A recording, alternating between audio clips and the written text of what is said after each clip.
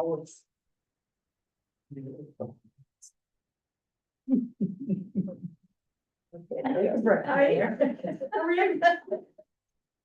here. You're here. You have pen? You're here? I got my pen. I just turned my sound off. I think we're good. That's good. Yeah.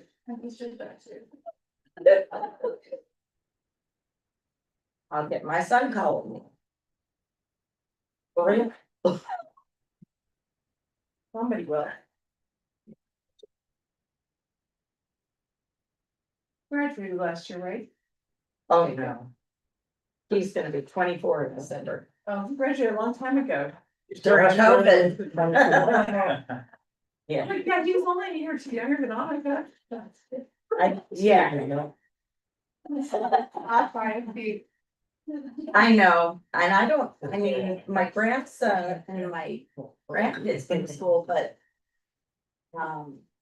They live in Lafayette, so they're not even at this school, so I don't even. Yeah. Think about it. I shut off when all kids were done with school. I was like, Ditto for the most part.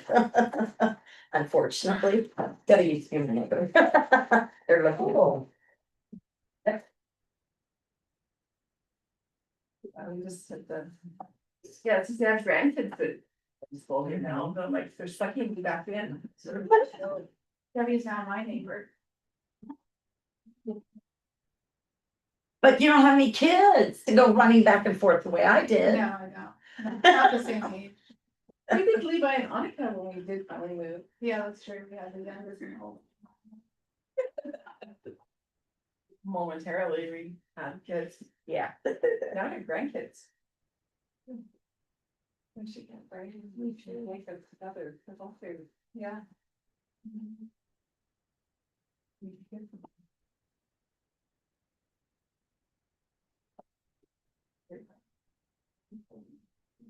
Yeah, this is the one. You might wander over there then.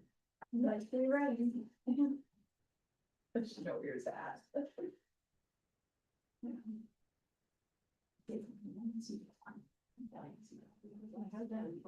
Yeah. And the other one. Yeah. Could be private. Next thing for sure. Been liking you.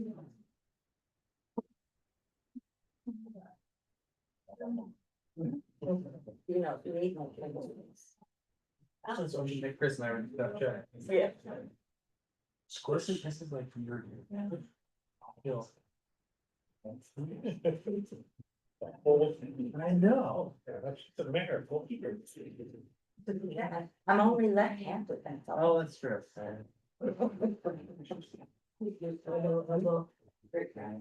It's the best.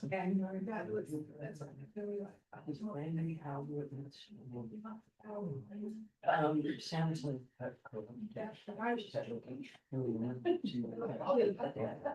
I'll cat every morning and night. This is all you get. Yeah. Yet they're Says try from DC man. If I can buy the cow and milk it from it. Yeah. That Samsung phone got corrupted too, I cut his hair. Nice. Okay, we're gonna call this meeting to order at 6:30. Let's say the pledge, please. Pledge allegiance to the flag of the United States of America and to the republic for which it stands, one nation, under God, indivisible, with liberty and justice for all.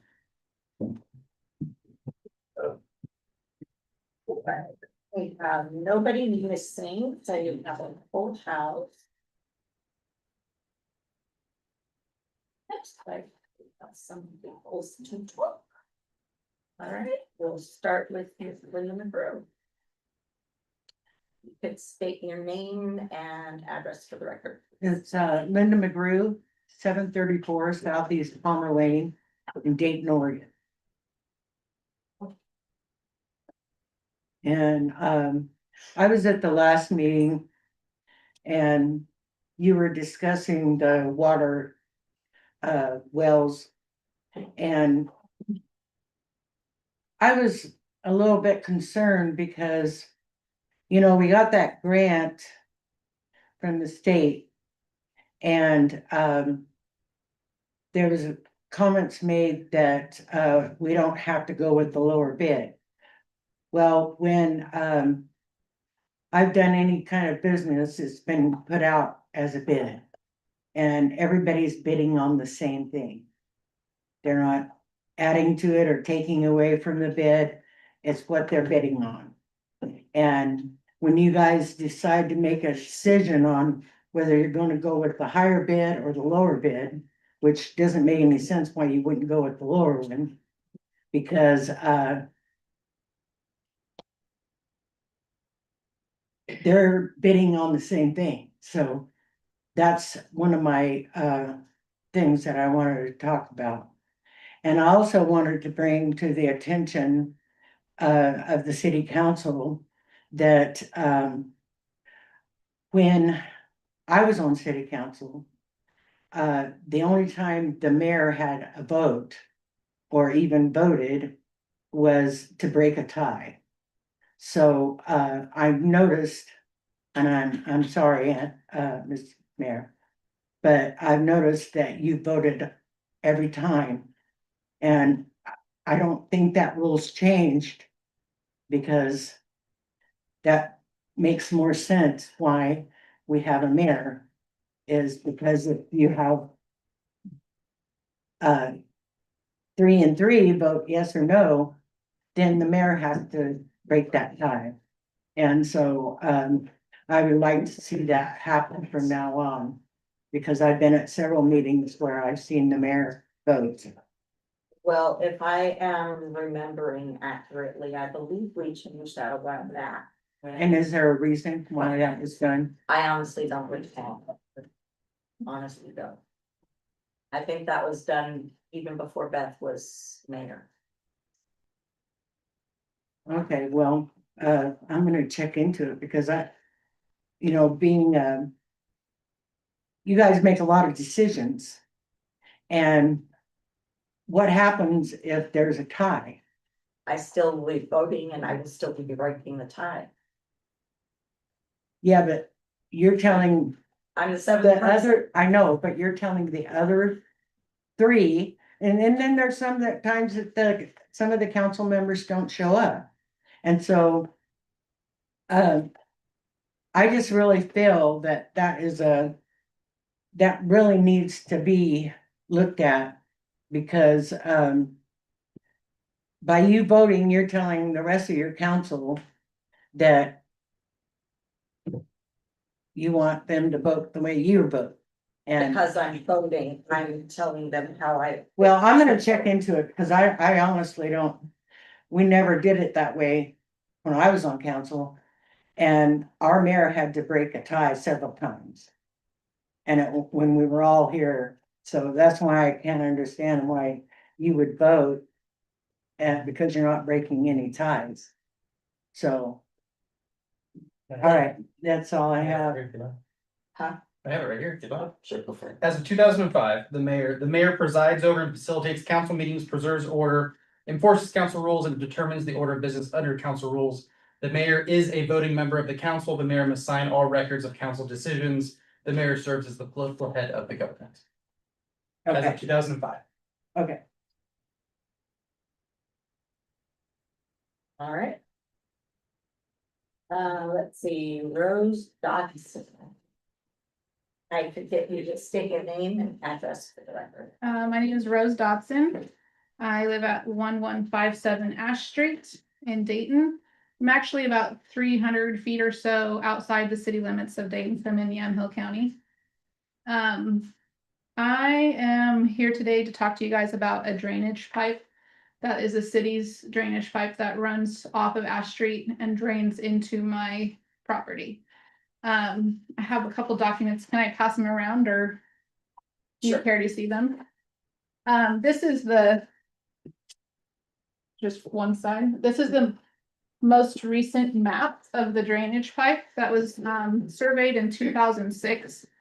As far as I can tell, on my deed and with talking to the title company, I don't have any record of there being an easement for that pipe running through my property. The reason why I'm bringing this up, I've owned this land since 2006. I built the first house on that lot.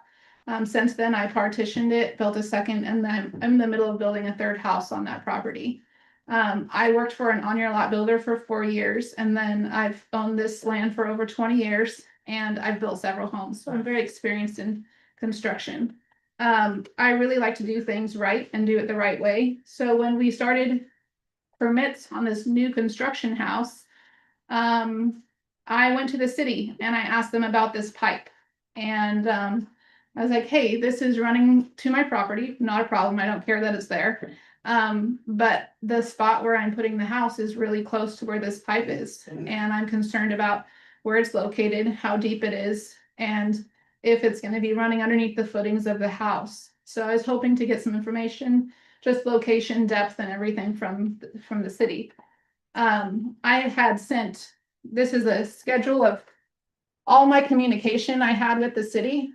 Started at the end of July, all the way through October, emailing back and forth different people. At one point, they finally got back to me that they were going to send Denny Muchmore, who I've worked with in the past, and your lead utility guy, the older one. Don't remember his name. John. Out to the site. And so I met with Denny Muchmore on site.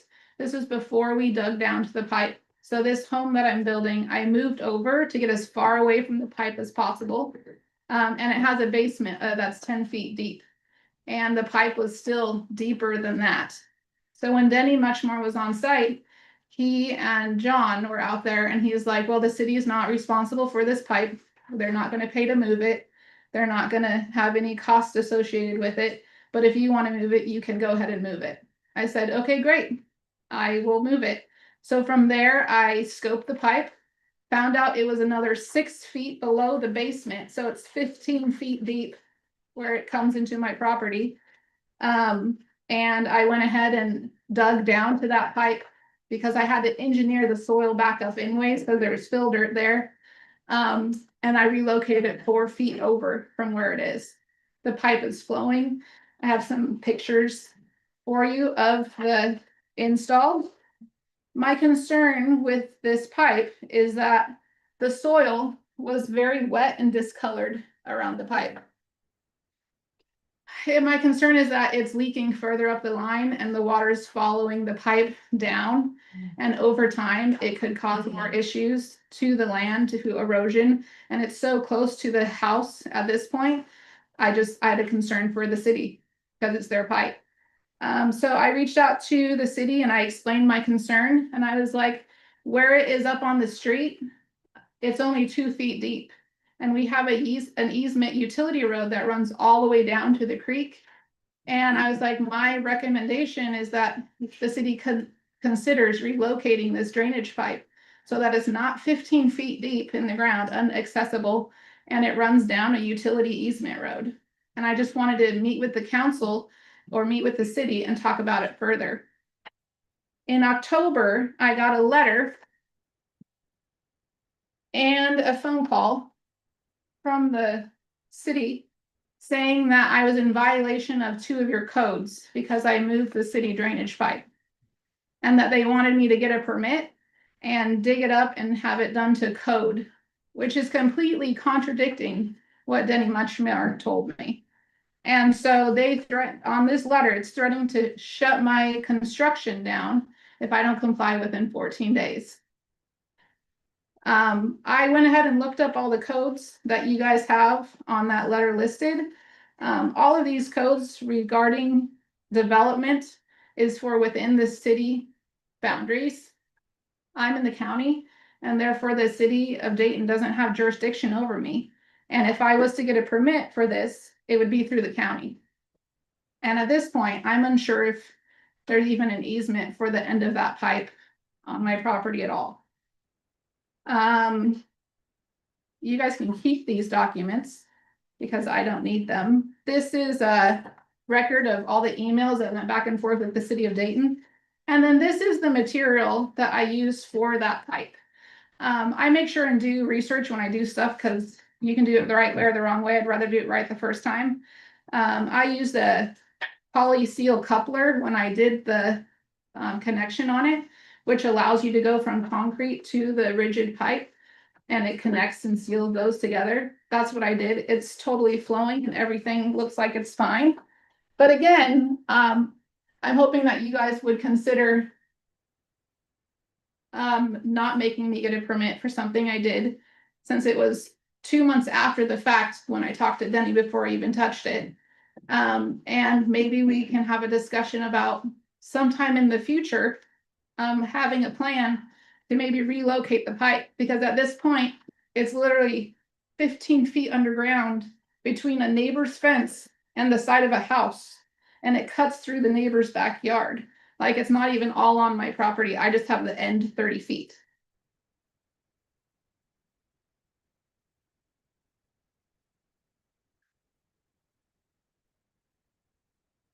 I know this is a lot and a lot of information. And I'm not necessarily needing an answer today, but it is something that I would love to have a continued conversation about, because I do think that if the pipe hasn't been, it was last scoped in 2006. It was installed back in the 70s, I believe, or the 40s, like way long time ago. And as far as I know, it hasn't been maintained. And according to Denny Muchmore, when he was on site, he said that they only scoped it to a certain distance and they couldn't get all the way to the end because there was a pipe shoved inside another pipe and they couldn't get up over a ledge to get down to the actual end of the pipe. And so at some point it was added on to, and I have the last 30 feet. That's it. Give me an opportunity to discuss it. No with problem. people I know. Yeah.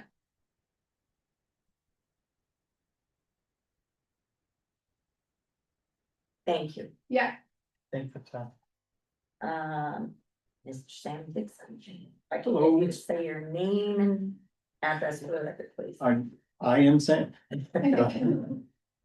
My name is Sam Dixon. My address is 1141 Ash Street. Like Rose, I am just right outside of city limits. I'm one of her neighbors. And to be honest, my intent coming today was to speak to her integrity. So I've known her for 20+ years. I've known her as a builder. I've known her as a friend. For 20 years, I have heard her talk about that pipe. And I've watched her not stop the pipe up within on her property, even though no one said she couldn't. But the truth of it is, she's always been respectful of the pipe that she knew was drainage for the city. And she's always been a person of integrity. As she laid out what was going on with us, her neighbors, over the course of the last several months, we have always seen her be proactive in reaching out to the city, but how to make sure that she was doing right by the city. I was extremely disappointed to hear about the letter she got from the city, threatening to take action to close her house down. I will say that I've been on city council. It's a long time. We don't need to get into dates. But whenever you're getting involved with ordinances and city manager or someone says, hey, here's the rules, here's the law, this is what we have to do. And they come to city council members and they say, this is what we have to do. And you feel pressured by some attorney to say, we got to do it this way because it's the law. I'd like to present you the idea that law is not the ultimate right and wrong. Right and wrong is moral code. Right and wrong is conscionable. When you have someone who's already spent thousands of dollars to try to help the city, and then you look at taking legal action against them that will cost them tens of thousands of dollars more, there's something that's immoral about that. Your attorneys won't speak to that because it's not their job. Your attorneys will speak to law. But as councilmen and women, you are responsible to speak to moral code as well. It's not just about law, it's about right and wrong. I know Rose would work with you in whatever capacity that she's in, but she's not a millionaire. In the sense of being able to do whatever the city needs to do with that pipe. And something will need to be done. And I hope that the city works in good faith with her. Because she deserves that. Her children grew up in this town.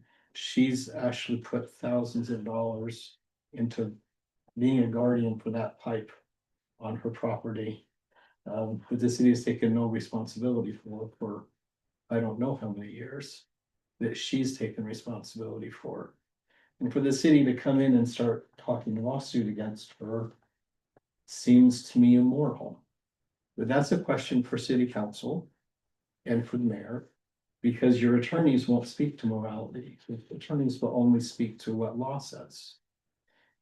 Anyway, share my final thought is that I am confident that Rose will work with the council in a way that protects both parties' interests. But I think that the way that the council can do it without threatening, because she's a person of integrity. And I know the council, I know a lot of the council members are people of integrity.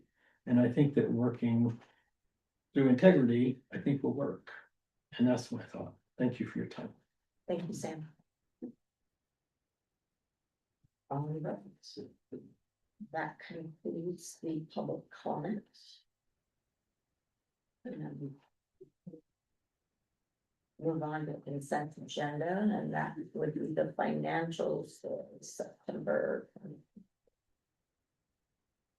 And I was like, Okay, so I've got some general comments. First, if you had looked at the prior month's financial statements and you looked at each fund's assets, there was an LGIP account that should not have been on each fund's balance sheet. The LGIP is part of total cash. And so it belongs on the first page. And then the cash on that first page is distributed out to all the funds. The amount that was distributed to each fund wasn't incorrect. It just had two line items and it shouldn't have had two line items. So, that was my mistake. Then just again, general comments, the liabilities that you, and it's gonna be each month that you see on, mainly on the general fund. Are mainly just payroll taxes that are gonna be paid early the next month. So those just get turned around each month. The amount probably doesn't change that much from month to month, but they get turned around each month.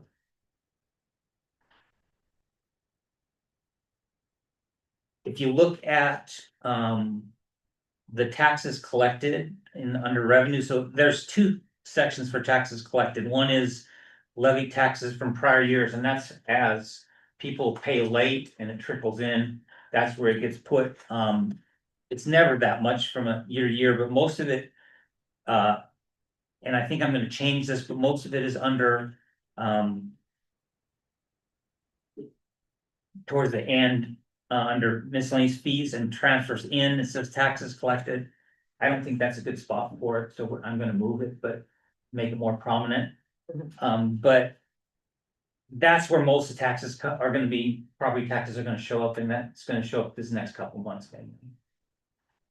I will later on be, when I'm doing, the finance, presentation, we'll go over a question that was put in last council on when did funds come in, and I'll go over that, but that's mainly, they come in November and December. So. If you look at the total general fund expenditures, so that's on page 12 of the financial statements. It says, total fund expenditures, you see it's at 28%. So even though if you looked at individual items before that, some of them are gonna be higher than that, and some are gonna be lower, but the fact that we have 25% of the month, the calendar year done at the end of September, and we're at 20%, so we're doing pretty good from a budget standpoint. On what we expected to be budgeted for. And I looked at that on all the funds, and that's pretty much the case on all the funds. There was a couple funds, one of them was the state revenue sharing fund, it's at 41.9%. So that's something that we'll have to try to figure out what's going on with that. And the sewer fund is at 48.4%. And the parks fund looks that way too, but if you look at revenue and expenditures, they're about the same percentage wise. So it's balances, yeah, so. Those are my general comments, I'm always welcome, after you've had a chance to look at them, if you have specific comments. And I will be going over some of them that Councilor Macon had earlier in my debate, so. We have no minutes this time around, if anything's right. We're out of time now. Huh? No minutes, we're out of time. Oh,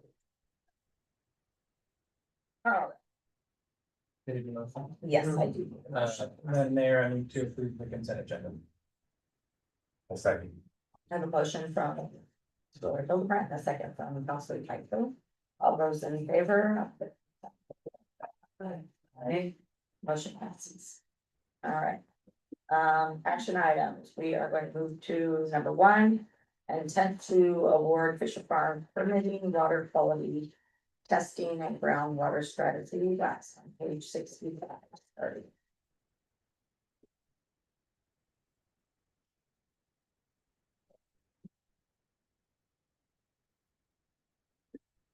Jeremy, did you want to open up with anything? Yes, ma'am. We pull up that. Let's go to. Scroll towards the end.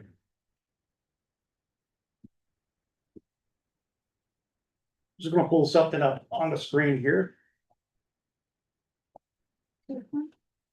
Keep going, there you go.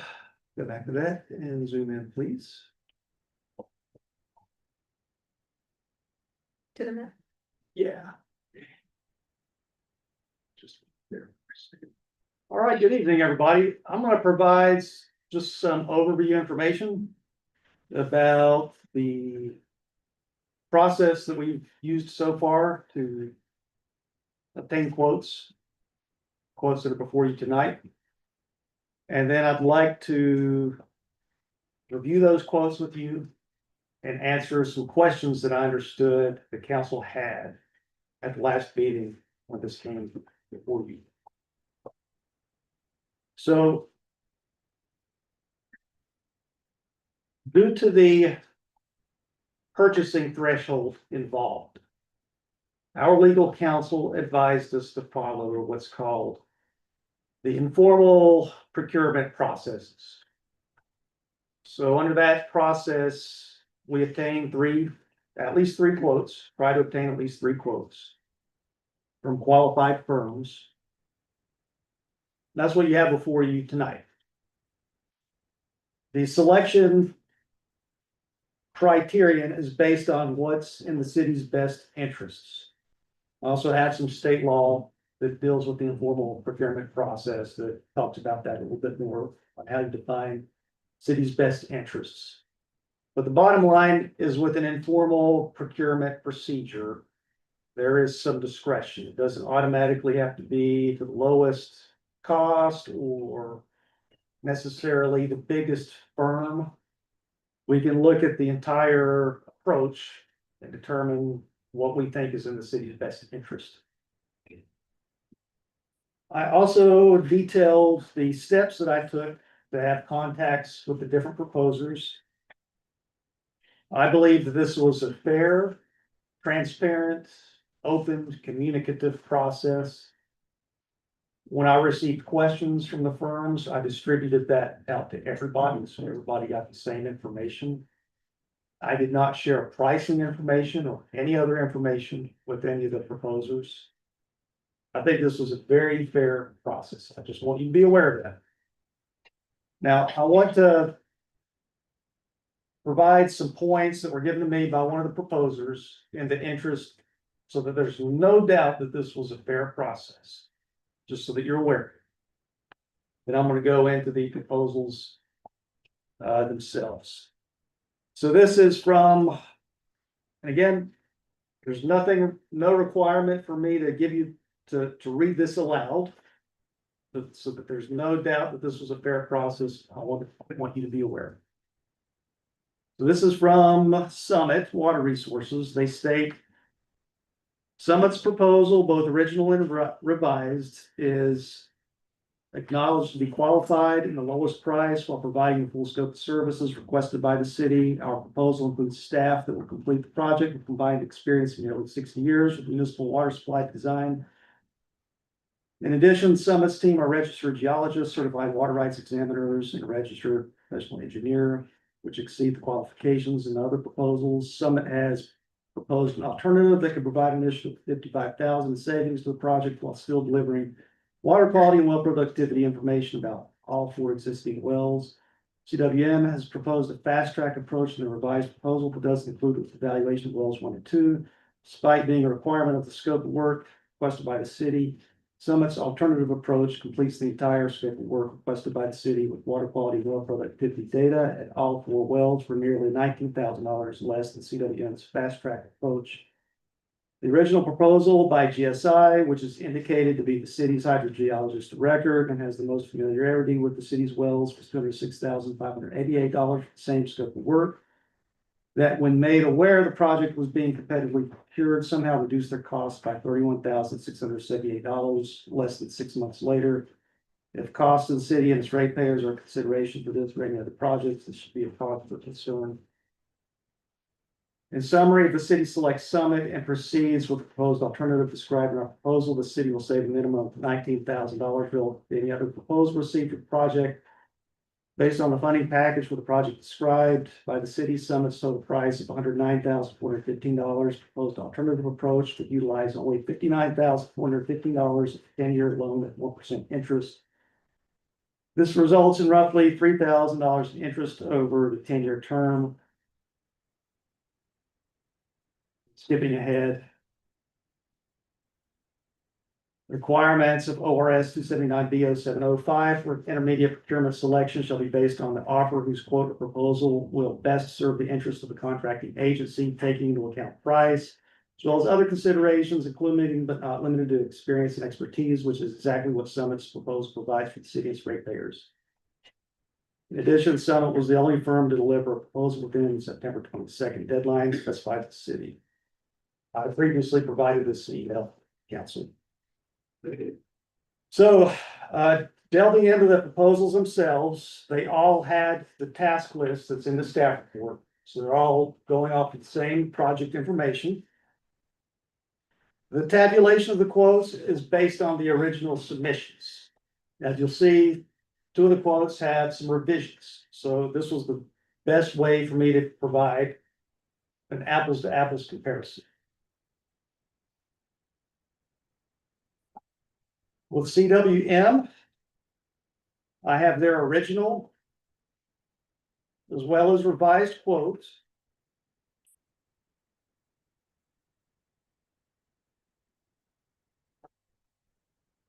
And then on Summit, I have their original as well as their revised quote. The revised quote is $164,415. They propose a cost savings up to $55,000 if we're using these pumps. I can confirm that the pump for well 4 does not work. I just want you to be aware of that. Now, I understand one of the questions from the last meeting was related to our OWRD grant. Can that be used for potential new wells? I met with OWRD last week. They confirmed that the appropriations language for our grant is broad.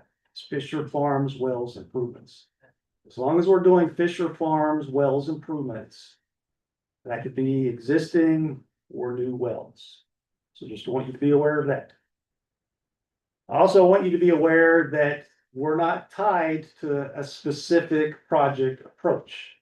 The whole idea here is to have a hydrogeologist analyze the entire system. Wells 1, 2, 3, and 4, and I'll show you where those wells are. So. Just zoom in. Here. So. Wells 1 and 2. Are on the second property. So if you're coming down Ferry Street.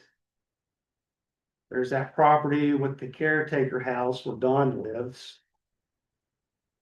And then well 1 is the domestic well that produces. You have that data?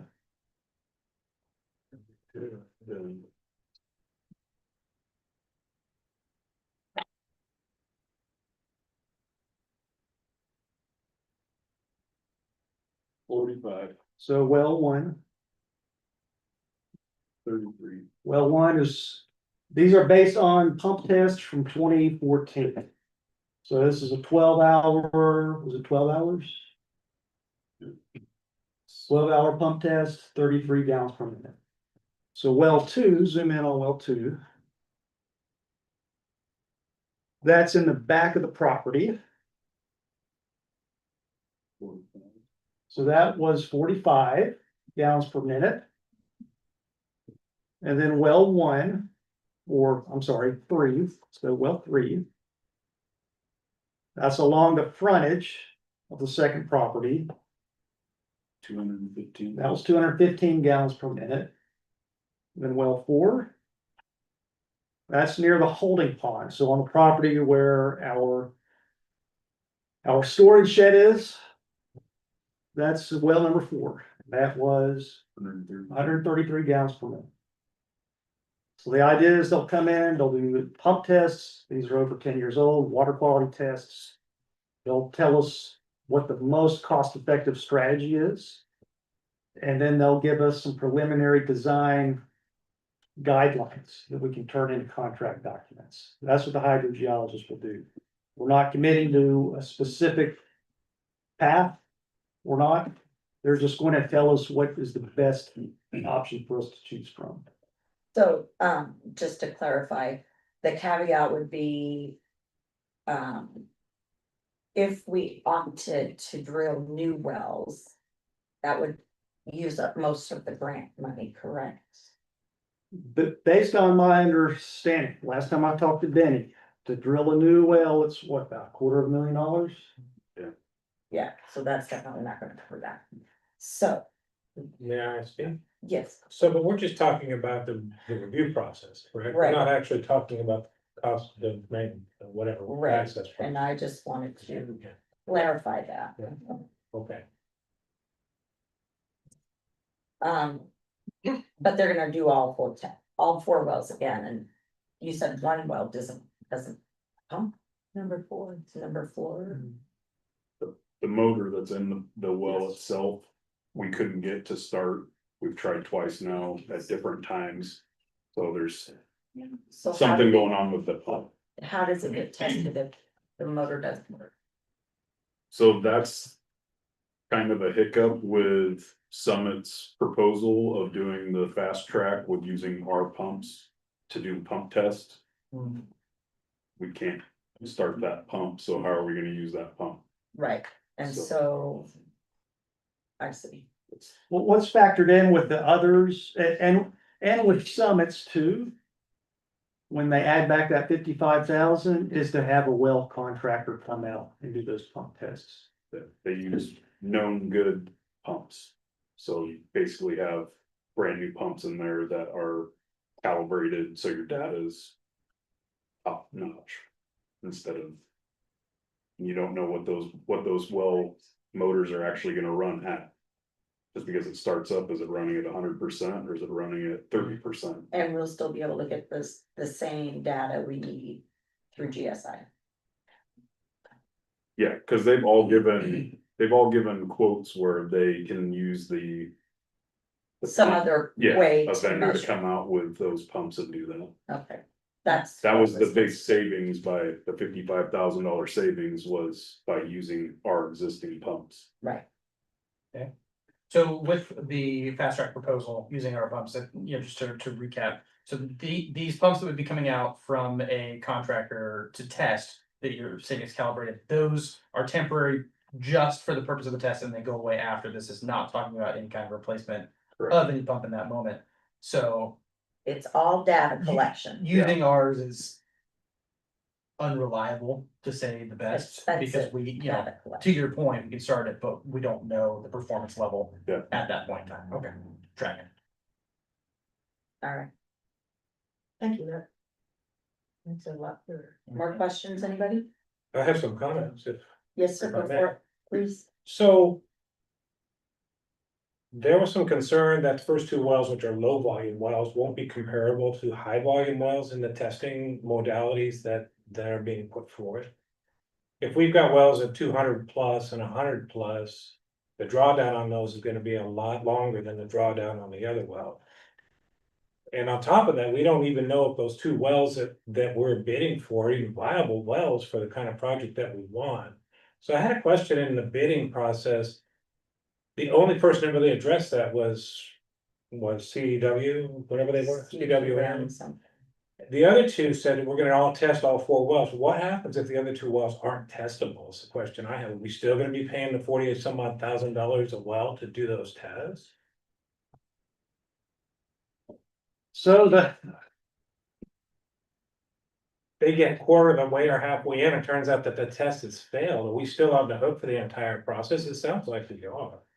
So the contract would be based on a time and materials basis. It wouldn't be a lump sum. It would be an amount not to exceed.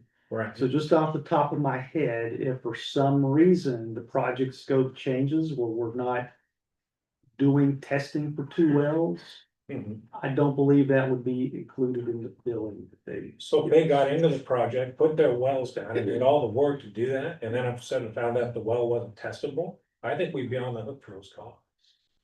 If they did actual work, yes. Yeah. So, but there's nowhere in Summit's or GSI's language in their bid that says if we find out that wells one or two aren't feasible with, preliminarily, that we will reduce the rate by X amount. If that language isn't there, they could legally charge us for the whole thing, even if they don't do those two. If they just said, well, we looked at them and they weren't good. Does anybody think that makes sense, or is it just me? We know one well is probably not, the motor doesn't work, that's what we do know. But about the that. well, they did a flow test, so the well's still functional, and I think the flows, if they're jive with the 2014 flows. The only company that really gives us a guarantee on that is by going with the alternate route with the CSW or whatever those guys. CWM, yeah. Those are the guys that always say, okay, we're gonna look at those two wells, we're not gonna bid those two wells, we're gonna bid without those two wells, which aren't really functional to our water supply anyways, from where I stand, but. I mean, we're talking 80 gallons a minute of additional water for a considerable cost. With like 50 some odd $1,000. And on top of that, we're taking a risk that those wells aren't gonna be functional or even be able to be tested in the same manner as the two high flow wells. It's apples and apples and oranges is what it really is. That's my big concern. That's why I really wanted to go, I would recommend that we go with the alternate for the $128,000 bid. That's after looking at the whole thing and chopping it out. For two reasons. For one, I think that we don't really want to test apples with oranges, we're low flow with high flow wells. And the second, and pay for that, and the second piece is. Is that 80 gallons a minute really worth the expenditure of $50,000 or $60,000 extra? I mean, I would ask Don to make a comment on that too, since this is really your thing too. I mean, at this point, you're not really. You're basically collecting data to see what it is. I mean. Like Jeremy said, all of these numbers are from 2014, so. And I mean, like we just talked about with the pumps, if those numbers are based off of pumps that were sitting in the ground for 20 years without any maintenance. Yeah, that's a good point. We have no idea what we're actually looking at. So, I mean, it's kind of hard to say either way until you've got some cold hard data in front of you. Kind of a double edged either way. Yeah, I mean, on one hand, you can say it's 80 gallons a minute, but on the other hand, Is if that pump was only running at 30%. Yeah. Is it really 80 gallons a minute? Well, and here's the other thing, I really like the fact that GSI has the history that they do with those wells and with the city. So they're very well versed in our water supply and all the hiccups. Whereas somebody else new will come in and think they know something and try and tell us something that we already know. And then charge us for it to boot. Isn't one of the project guys at CSW used to work for us? Group, close, has some experience with our well fields? He worked with the company that did the original joint well system. So he does have some experience with our well fields. I Not believe, that one. I believe the personnel for all of these firms in one way or the other have had some experience with our system. Okay. Any more questions, comments? Did you have anything else you wanted to add, Jordan? I'd just like to know that Counselor Hover's points are well taken. All of these proposals have their own strengths and weaknesses. My recommendation, and they're all very interested in working with us. They all want this job very much. And all of them are qualified to do this job. My recommendation for GSI, this was a very hard decision for me. You know, they're all good proposals, all qualified firms, want to work with us.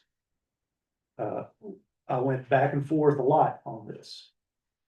But my recommendation for GSI was based on the fact that they have going back. Well, that memo is from what, 2014? Yeah. Going back to when we first purchased this property, they've been working with the city. They're working on the water rights for Fisher Farms right now, on extending those. And some other projects that they have. There's also the size of their firm. It's a large firm. They have a lot of staff for redundancy in case something were to happen with the project team. And the fact that this is a critical project. We don't have the luxury of time. We don't have the luxury of money. I'm already nervous about the tight time frame that we have to get this done. So my recommendation, you don't have to go with my recommendation. In my professional opinion, is the safest.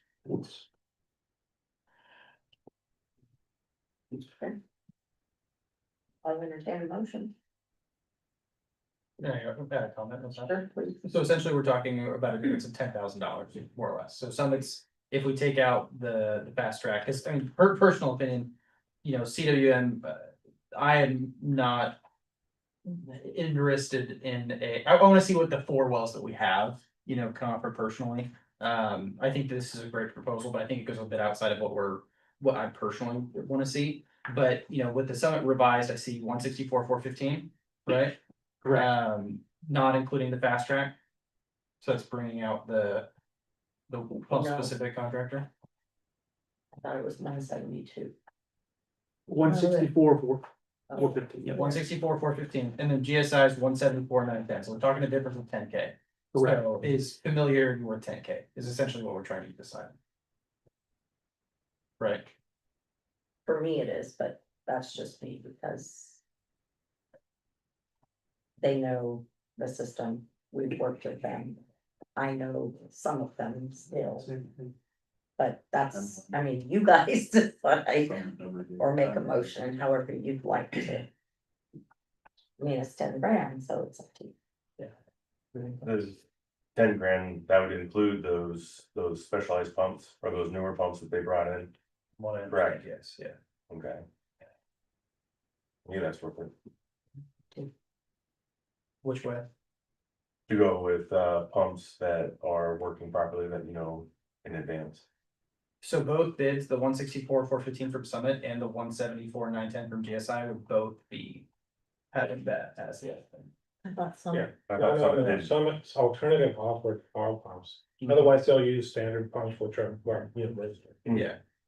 So this is kind of an apples to apples, right? With what they bring in and so the 164,415 from Summit or the 174,910 from GSI is essentially the same. I thought 164 was the one with our pumps. That's the 109,415. Oh. Yeah. Yeah, and then the 128 is they're doing the 2 wells. so Now, they would inspect the other 2 wells. Yes, one of those guys would still look at the first 2 wells, they just wouldn't necessarily go the whole deal. The essential cost in this is gonna be in the pumping. Mhm. If you look at the way it's broken down, the pumping is in the hundreds of thousands of dollars. The rest of it is pretty much administrative costs and, you know, labor costs, small labor costs, so.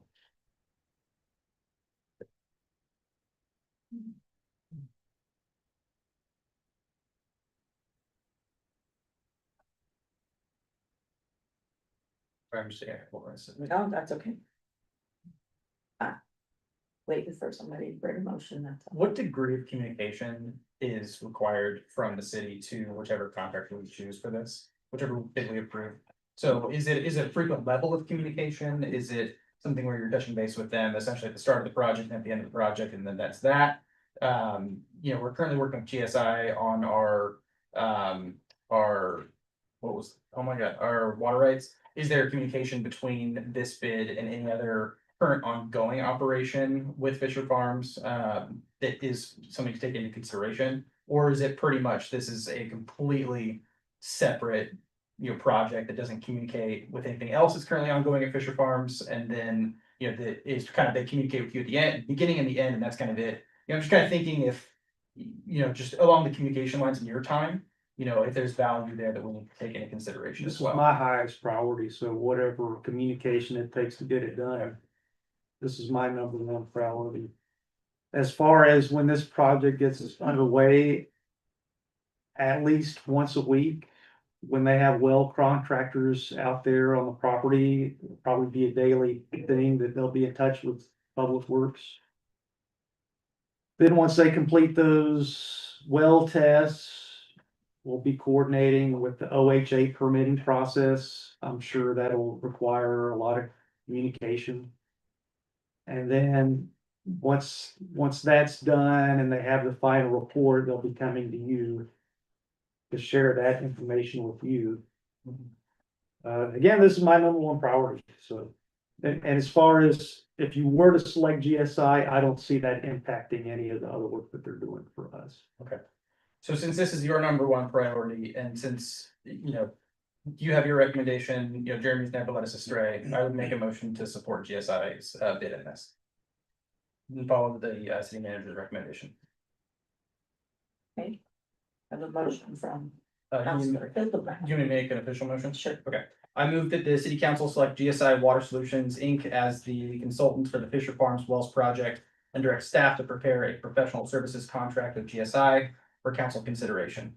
Final council approval of the contract shall be contingent upon review by Business Oregon and receipt of a fully executed technical assistance funding agreement from Business Oregon. Thank you. Go ahead. Okay, I have a motion from Councilor Hildebrand, second from Councilor Peterson. Those in favor? Aye. And all those opposed? Okay, as one opposed, and the rest of us are A-okay. Mayor, if I may, just one last note. Our next meeting is December 1st. I may be reaching out to you to schedule a meeting before that. So that when I have the final contract with the hydrogeologist, we can get that approved, so we can get started without further delay. All right. Item number 3 on our action item is approval of resolution 2025-26-09, accepting the city of Dayton Parks and Recreation Master Plan as complete and directing its inclusion in the comprehensive plan adoption process. No, No, you had some comments. I have some concern. We are out of compliance with the ADA. We need a very specific program to get it up to date. That needs to be in the master plan so we can go after funding if we find any. Too much out of compliance in there for me to be able to accept it as is. Can you cite something specific when you can? I sent an email. Well, the bandstand for starters, we never even discussed adding wheelchair access to it. No. But that's not parks. I'm asking for an example within the parks master. The Oh, I bandstand- guess it is, it is, but Yeah. we did discuss it, we just weren't able to get the grant to pay for it. No, I'm talking about. In the process of planning the rebuilding of the bandstand, there was no discussion of the project itself. Until after it was addressed, or promoted in the newsletter. I didn't hear anything about the bandstand being rebuilt until it was in the newsletter. By that time, it was already, we're gonna replace it as is. The ADA says if it's historic, you don't have to rebuild it, but it doesn't say you can't. And we didn't even discuss the possibility of adding wheelchair access. They Until didn't do anything that would have changed it so that we could have added. actually, it was almost completely rebuilt. The wooden part, but nothing on the other part underneath. Well, I The don't know, foundational part, nothing changed. It was just everything from above. okay, what is it, 25%? There is a threshold for ring lighting. After you get to a certain threshold, you have to add access. So I'm pretty certain, according to Mr. Rucklows, we basically tore it down and rebuilt it. No, we did not. Because he not gave tear it us down. pictures that said everything was wrong. But still, there was no discussion about even the possibility of upgrading it.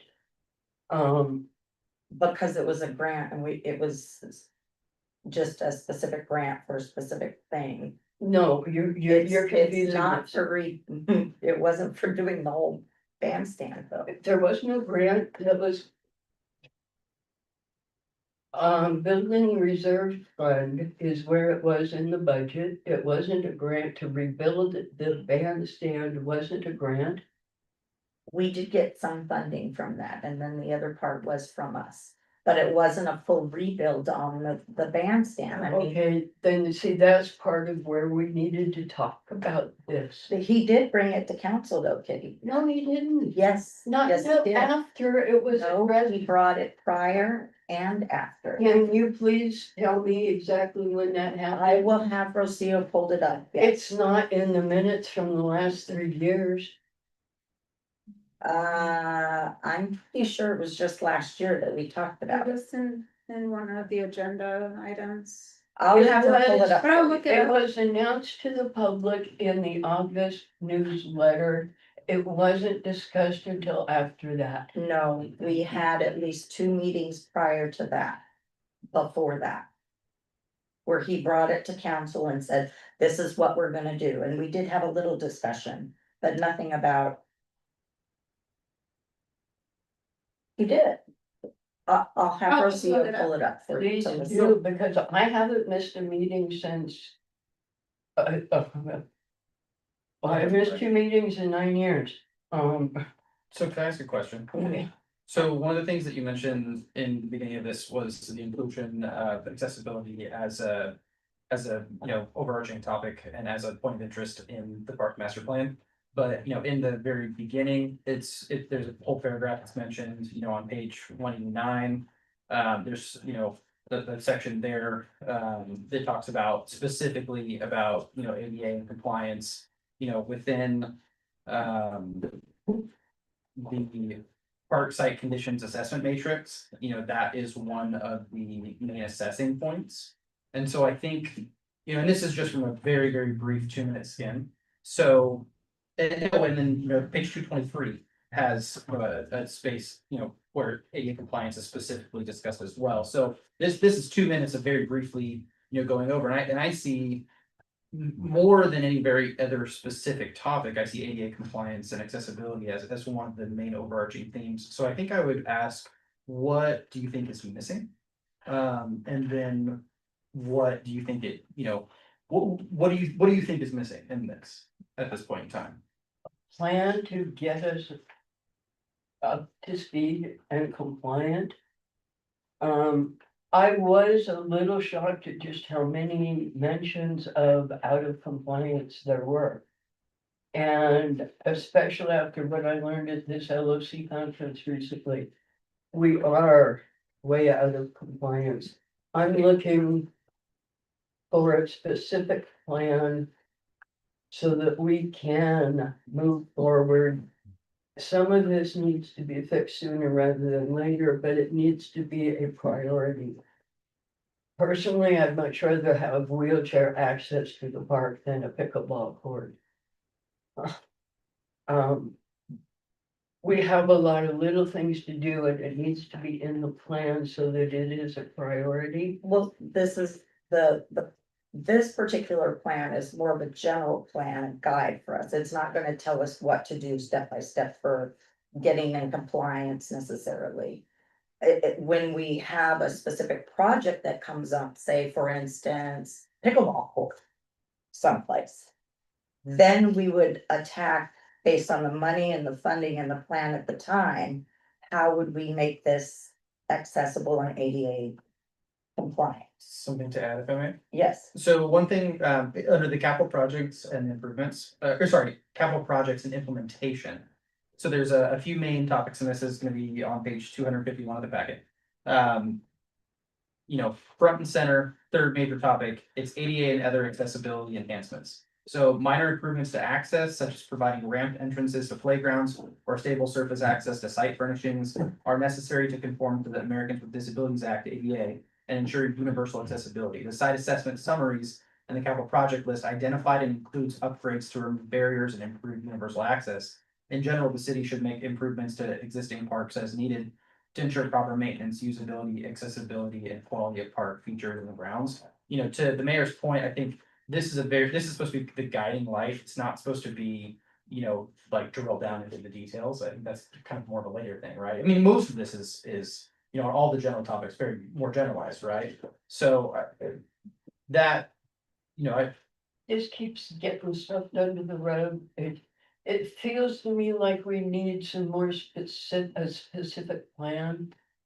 We have a lot of specific recommendations for things like pickleball court. We often need a specific amount of money for all this stuff, which we Right. don't have, so nothing's happening right now today. But to your point, Kitty, I want to make sure that, that you're happy with where this is at, right, by the end of it. And so, I was on this committee 20 years ago and look at where we are. There's something went horribly wrong here. Yeah, just like our water infrastructure and all kinds of stuff, unfortunate. Well, okay, I'm just gonna, I can't approve this. That's the Okay. best I can say. That's, no. Any other, Well, I have a question. So they've worked on this plan and they've kind of given us some outlines and some bullet points. And so then, and say we approve this, next step is there a committee that takes it to the next step and says, let's get working on this, or, you know what I mean? Like, how do you prioritize what happens next? money? Are there humans that are driving the direction or? Like how- It's us. Okay, Right. I guess that's my question. We're making Are we the decisions, team that says, let's do Yes, this? we're driving the direction, Well- and that's why I specifically say when a specific project comes up Yeah, that we actually have funding for, that we can actually say we can do something, then we could do something. We have zero money. We don't even have enough money for all of us to go to our trainings and stuff in this year's budget. So there's no money in the budget to do anything else.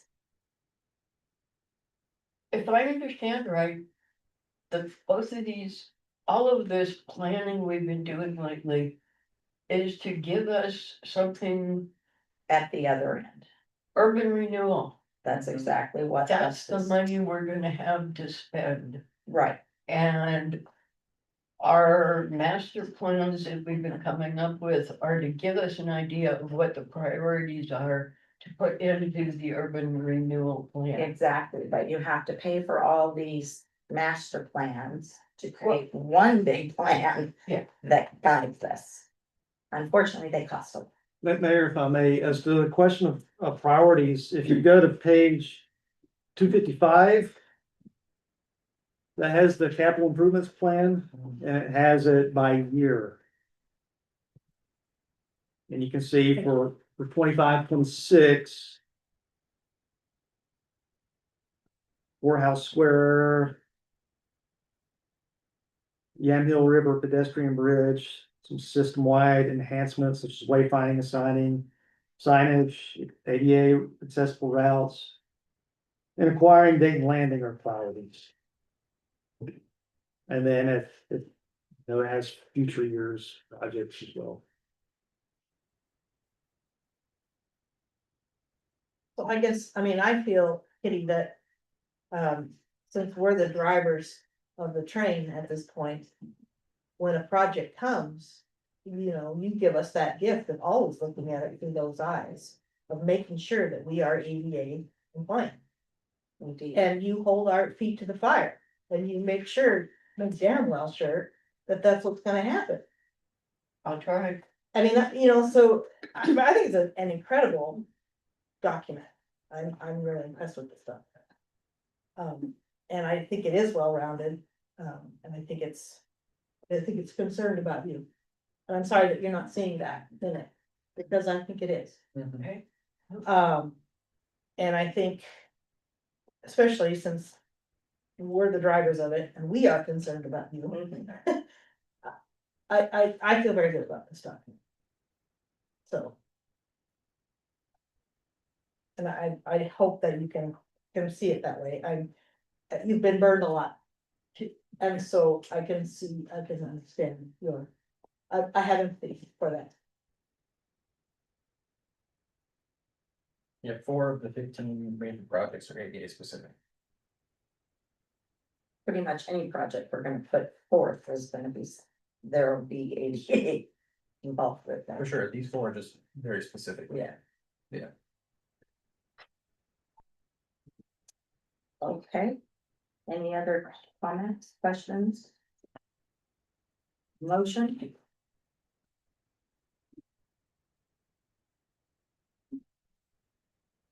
Move to approve resolution 2025-26-09. The resolution accepting the city of Dayton Parks and Recreation Master Plan as complete. And directing its inclusion in the comprehensive plan adoption process. A second. I have a motion from Counselor Peterson and a second from Counselor Tyro. All those in favor? Right. And one opposed. Kitty. All right. We are gonna turn to page 313. This is approval of resolution 2025-26-10. Authorizing interfund operating loans pursuant to ORS 294.468. Mayor, I believe we skipped item number 2. Oh, did I?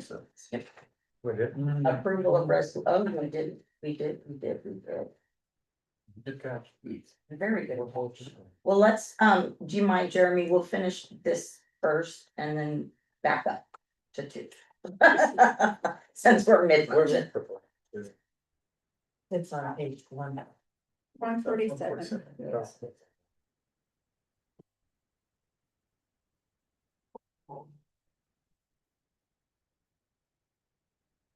I move to approve the resolution 2025/26-10, the resolution authorizing interfund operating loans pursuant to ORS 294 or dot 468. One second. I have a motion from Counselor Hoover, a second from Counselor Bolton. I Wow. keep forgetting your last name. My first name. It's Cole. Anyways, I have a motion from Counselor Hoover and a second from Counselor Holt. Welcome. Someday I will get the name right, yes. There, that's a. It took me 3 months to get Counselor Hoover, so. We got it now. Okay, all those in favor? Aye. All right. Motion passes. Now back up to number 2. Approval of resolution 2025-26-08, authorizing a loan from water fund by entering into a financing contract with the Oregon Infrastructure Finance Authority. Jeremy. All right, thank you, Mayor. So we got our funding contract back from Business Oregon. That's what's in your agenda tonight. I'm asking for your approval for this resolution, which will authorize the loan and grant agreement, will authorize the mayor to sign that agreement on behalf of the city. And then we can get this project rolling. This is to pay for the hydrogeologist study that council just approved earlier. Please. I move to approve resolution 2025/26-08, authorizing a loan from the water fund by entering into a financing contract with the Oregon Infrastructure Finance Authority. I'll second. I have a motion from Counselor Hildebrandt, a second from Counselor Wilson. All those in favor? Aye. We have another one on 169, we missed. Resolution. Okay. What? From Dave Ruffalo. That was the park master plan. That was the. Oh, that wasn't, yeah. All those in favor? Aye. Aye. Okay, motion passes. Back down to item 5. We're doing the first reading of ordinance 667. An ordinance of the city council, city of Dayton, authorizing the establishment of a public safety fee. Enacting section 20 to the municipal code, chapter 11. Comments, questions, concerns?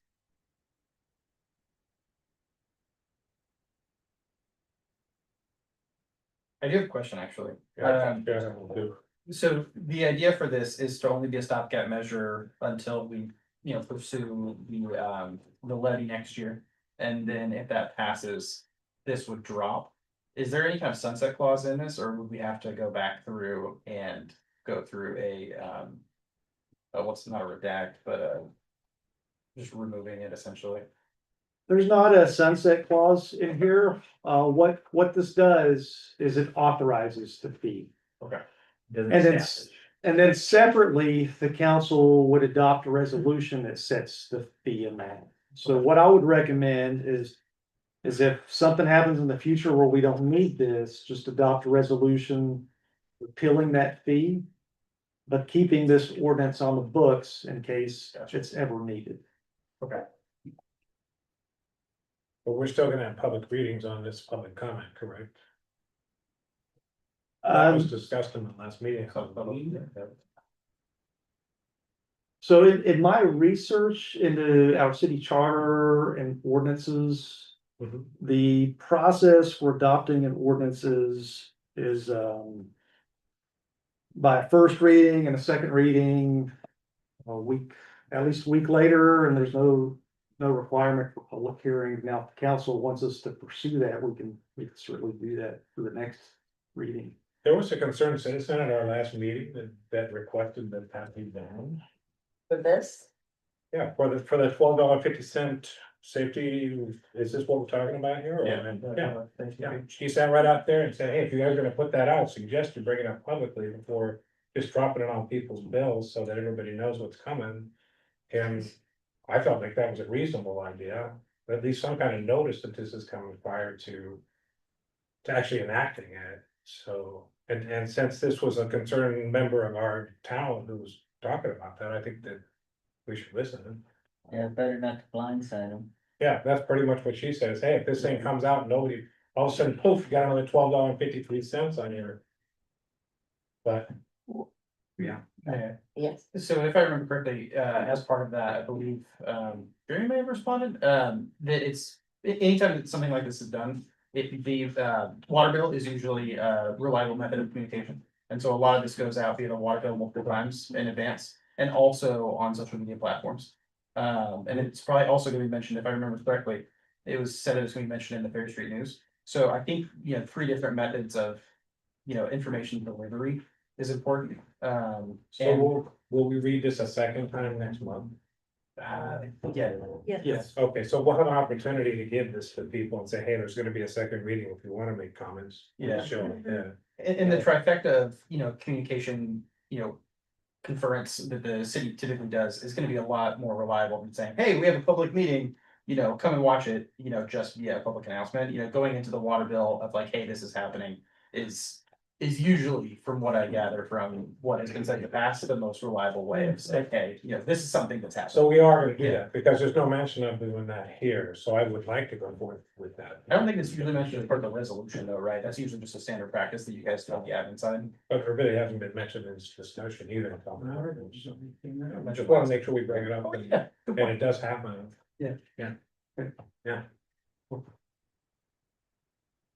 Man, one more. please.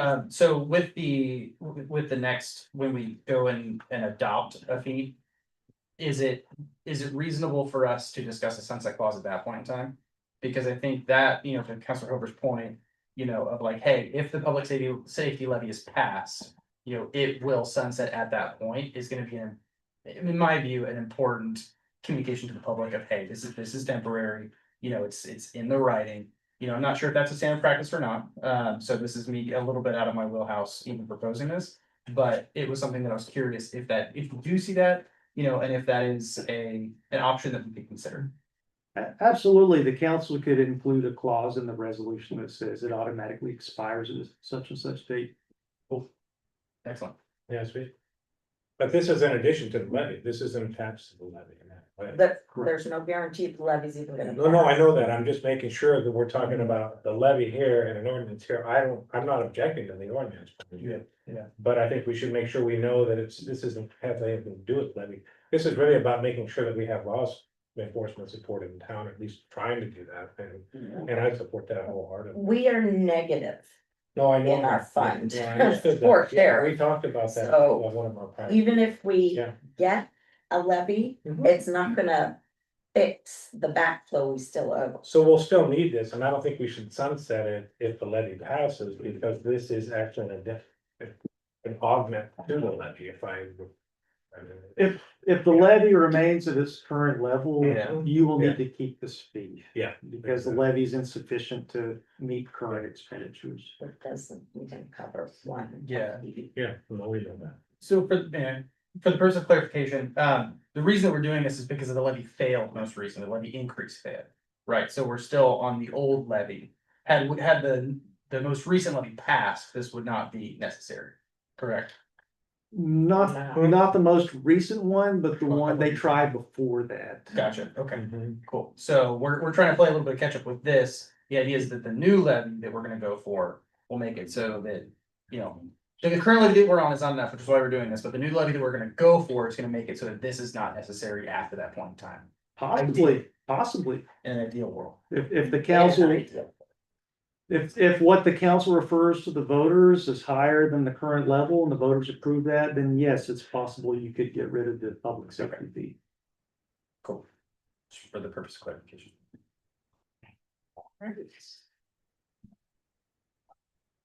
We did that.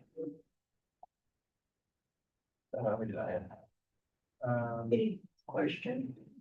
How are we doing? You haven't been off to the software training yet, have you? No, it's this middle, it's not. Okay, cause. We still don't know how to separate this on the water bill. We'll, at this point, we still have to go just add it to the sewer fee. Or have we figured out how to separate? I was talking with Ricky and Cindy the other day, and they do have a deal. So, Because I would love to know exactly how much we are paying for sewer. oh, I Without- get, oh, I see what you're saying, yeah. We're paying That we the, need to do that, right, okay. yeah, I would like to get that bridge payment separated from the actual sewer Okay. charges. And this would be a separate line item, so people know exactly what it is. So, Yeah, Yeah, no, I think you're right, we don't know how to separate those two. otherwise you're gonna say, wow, my sewer bill just went up. Yeah, well, it's yeah. 6 cents, yeah. we're gonna need to be able to say, no, it didn't, this is something different, your sewer rates aren't all that bad. Okay, first reading, Madam Mayor. First reading of ordinance 667, an ordinance of the city council of the city of Dayton authorizing the establishment of a public safety fee enacted in section 20 municipal code, chapter 1. And then I move to approve the first reading of ordinance 667 by title only. I have a motion to approve first reading, ordinance 667, I second. and a second from Counselor Hoover, all those in favor? Aye. Aye. Motion passes. Okay, page 329, approval memorandum of understanding between the city of Dayton and the city of Lafayette.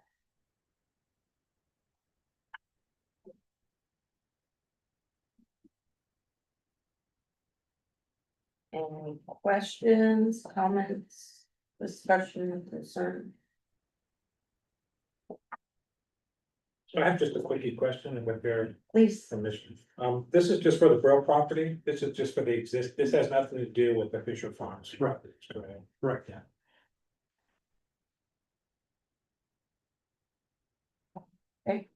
Madam Mayor? Yes.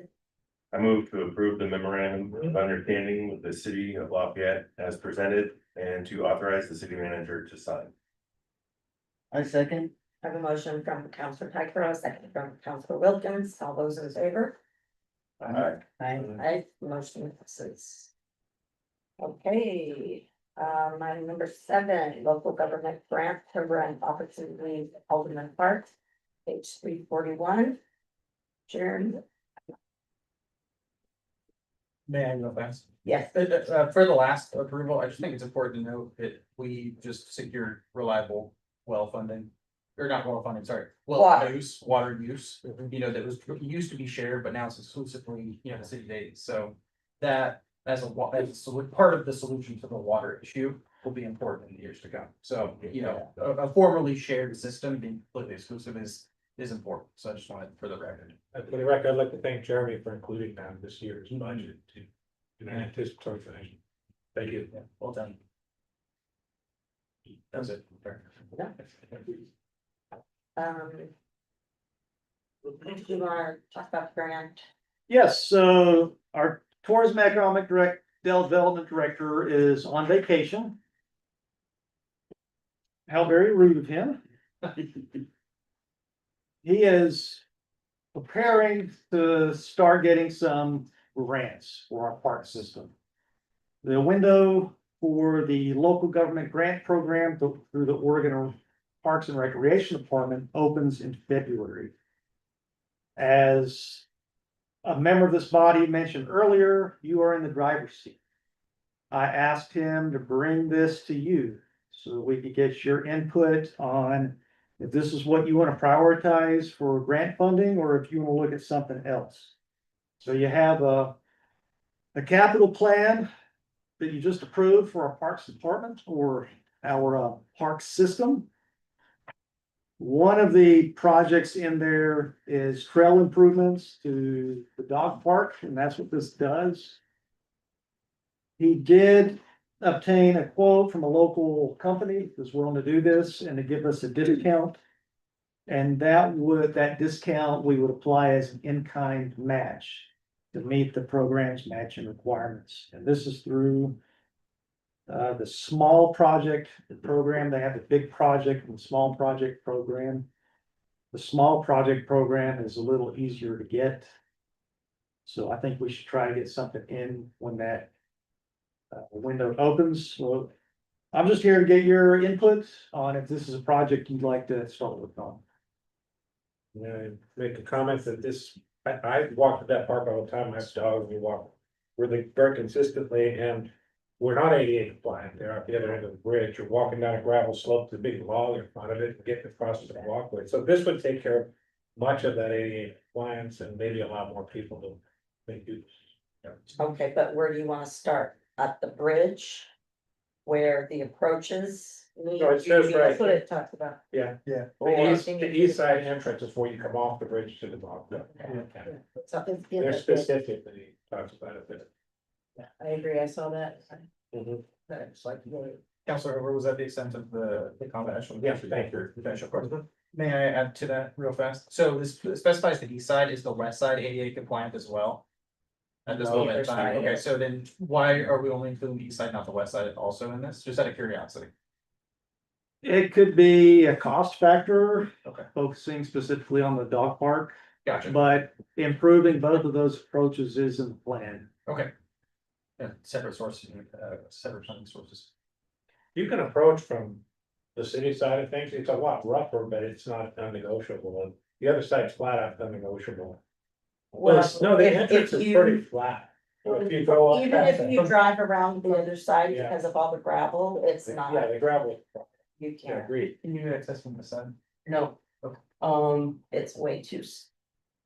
The hillside, I can't get from Third Street down to First Street. Gotcha. Oh, okay, For got me it. to Got it, use got the it. bridge, I'd have to go park. And then get the wheelchair out and go over the bridge and then for what? She can't use it on the other side. Well, yeah, it.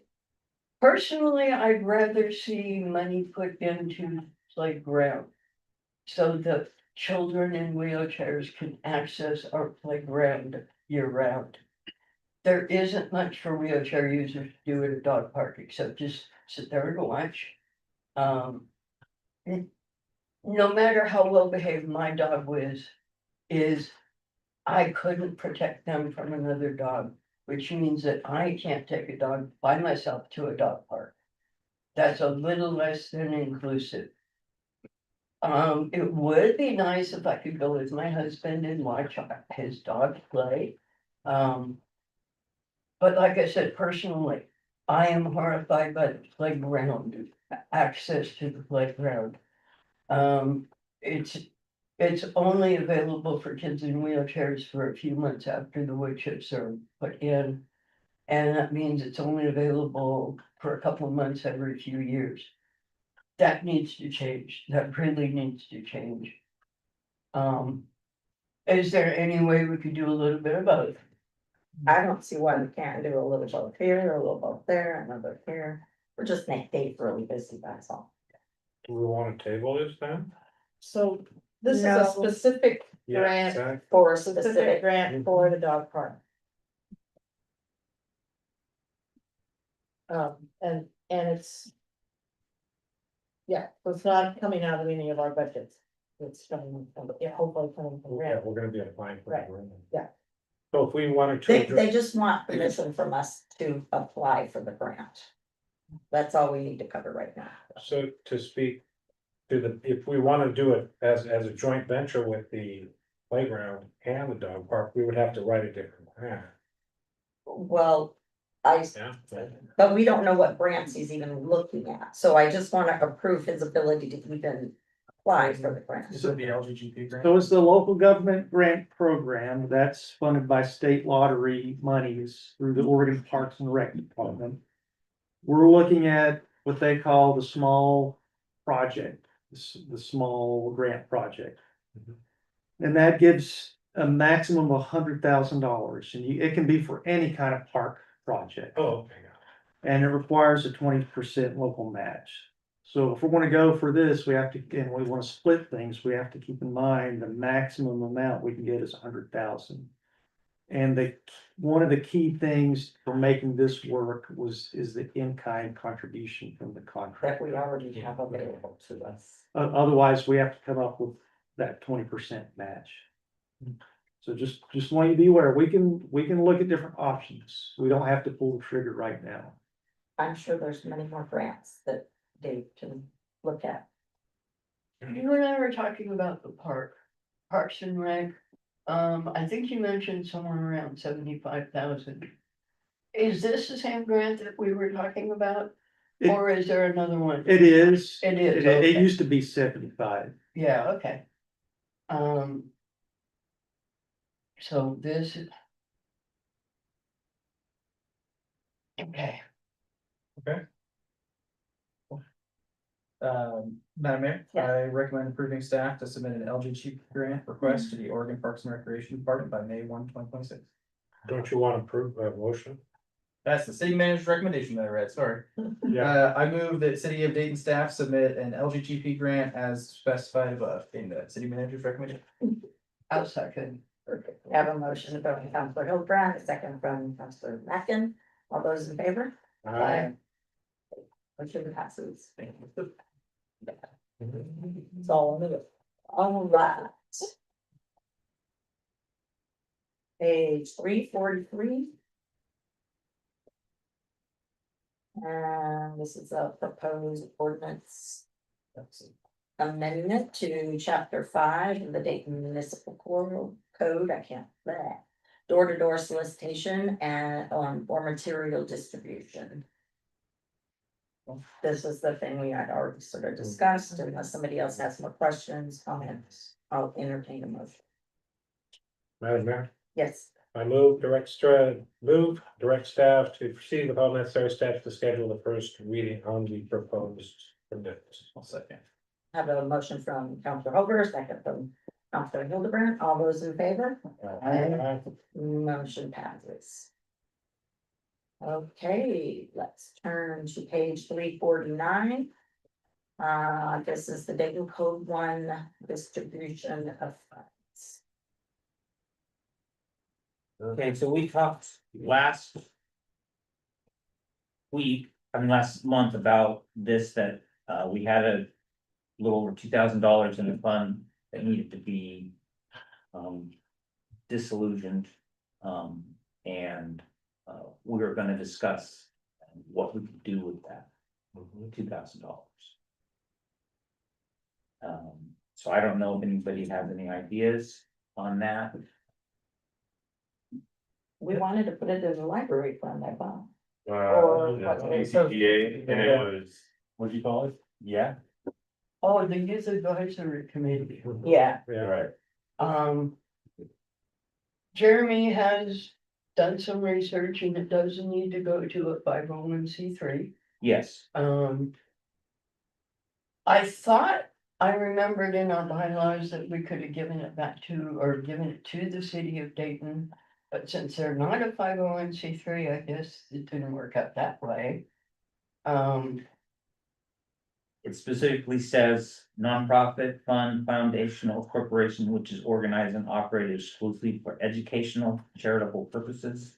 And which has established its tax exempt status under section 501(c)(3). Yeah, I already have it. It was definitely educational. Yeah. We did variations on the youth advisory committee. A lot of community mobilization. We used to gather up the volunteers to do stuff. And did a lot of work with reading.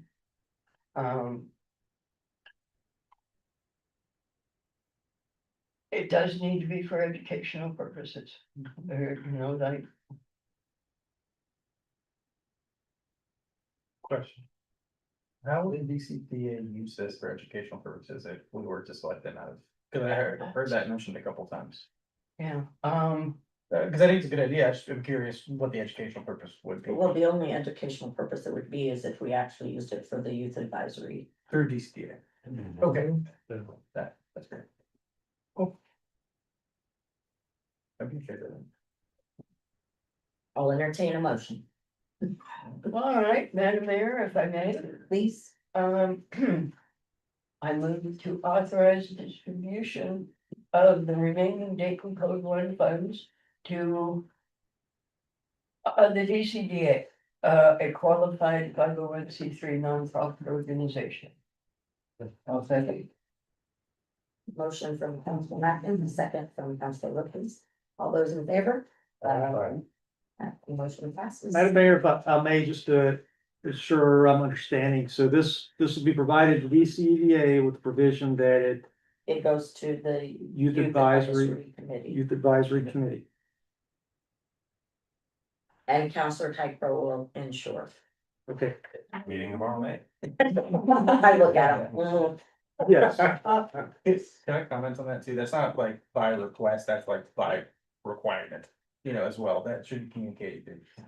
So- Yeah. What I'll likely do is draft an MOU or just something like that so that it's clear. Okay. Excellent. They'll beat the party then. We had kind of chatted about that youth advisory committee before, a few months ago. And I would like to be, to Yeah. volunteer to be involved. Well, I had specifically wanted you and committee to be involved with that. Because, so just, I think we do good. so then, yeah. So Give us Chris and he'll. We'll you link guys up. can work it out. Thank you. Cool. All right, item number 10, local option levy update. I think Rocio had some information prior to these. Here, I'll pass this out first. Just so you have them. Refresh.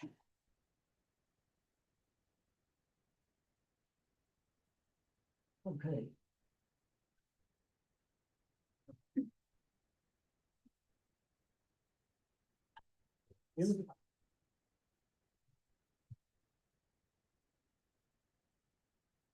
So using that timeline that you have in front of you, the management team got together and had a meeting and just distributed some of those tasks. What we did is we assigned management team members to the tasks. For a dedicated web page, it'll be Cindy and me. We'll get all the social media materials and the frequently asked questions and fact sheet information together. All this information that we're preparing will come to you before we post it, because you guys are the basis of this information. We are just researchers in this project. Dave is working on a survey, which we are trying to get out as soon as possible, hopefully in the Ferry Street News. Hopefully we can get that out in mailers as well. That will also come to you for review and approval. And then we are also working on setting up a town hall. We did have communication with the school district about kind of teaming up with them and their endeavors as well. They are having like a what did Amy call it? It was like a parent information night where they were going to talk about like kids' safety and what. No, it's different. It's more, she described of having fire department and sheriff's department there so that they can. Parent resource education guide or something like that. And then in that meeting, having some of you there to talk about the local option levy, based on the facts that we find as well. So that is something that we talked about. There's also an opportunity to use the school buildings for a town hall, just to make it a little bit more approachable than probably community center or the city hall. Just something where we also reach parents and all the citizens and just How does Amy feel about maybe sending some of the information we have at town hall out to the school through their mechanisms of she communication? said, as long as it's just factual information, there's no, just the date and a time, she's okay with that. As long as it's just date and time and location kind of information, and that's it. Because of course, there's certain things that You can. we can't do and school can't do. Rob is researching the revenue and expenditure trends. He's already got a head start on that and he's got some numbers going as well, so whenever you have that ready, he'll present it to you. And then Jason will reach out to, Young County Sheriff's Office just to get their stats, for the last few years. We usually get them each month from, Sergeant Whitlow. But just a compiling of each year just to gauge the usage of the sheriff's department. So that we can add that to our information, and to our website, so. So that's what I have. Do you have any questions? I do. So one of the things in our public feedback that we received, over the last few years about, one of the reasons that the levy failed last time was just the way in which it was communicated. And folks understanding of what was going to be impacted and how it was going to be impacted. And so I think, as we've talked about so many times, the way in which we communicate this is going to be so key. And a picture is worth 1,000 words, right? So since we're already contracted with Scarlet Communications, one thing that I'm curious on is if, Kitchery could help make some infographics or just even like a couple photos with, like just make pretty words, right? That can make it so that it's kind of bite-sized information. In today's day and age, we want bite-sized information. It's just the reality of it. We find that Um, information. And so just ways that we can communicate that in not just block text, I think is gonna be really, really important this time around. And if we're already contracted with her, if there's a little bit of money there that could be, put towards this, could be worthwhile. So just something I thought about in the last 2 minutes. So, I don't know. Could be. Yeah. Yeah. Write it down.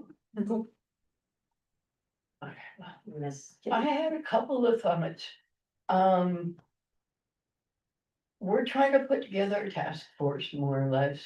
So it seems like all of us could start thinking about who we might want to invite to be a part of the team. Mhm. And something, we have been approaching this kind of piecemeal for as long as I've been around.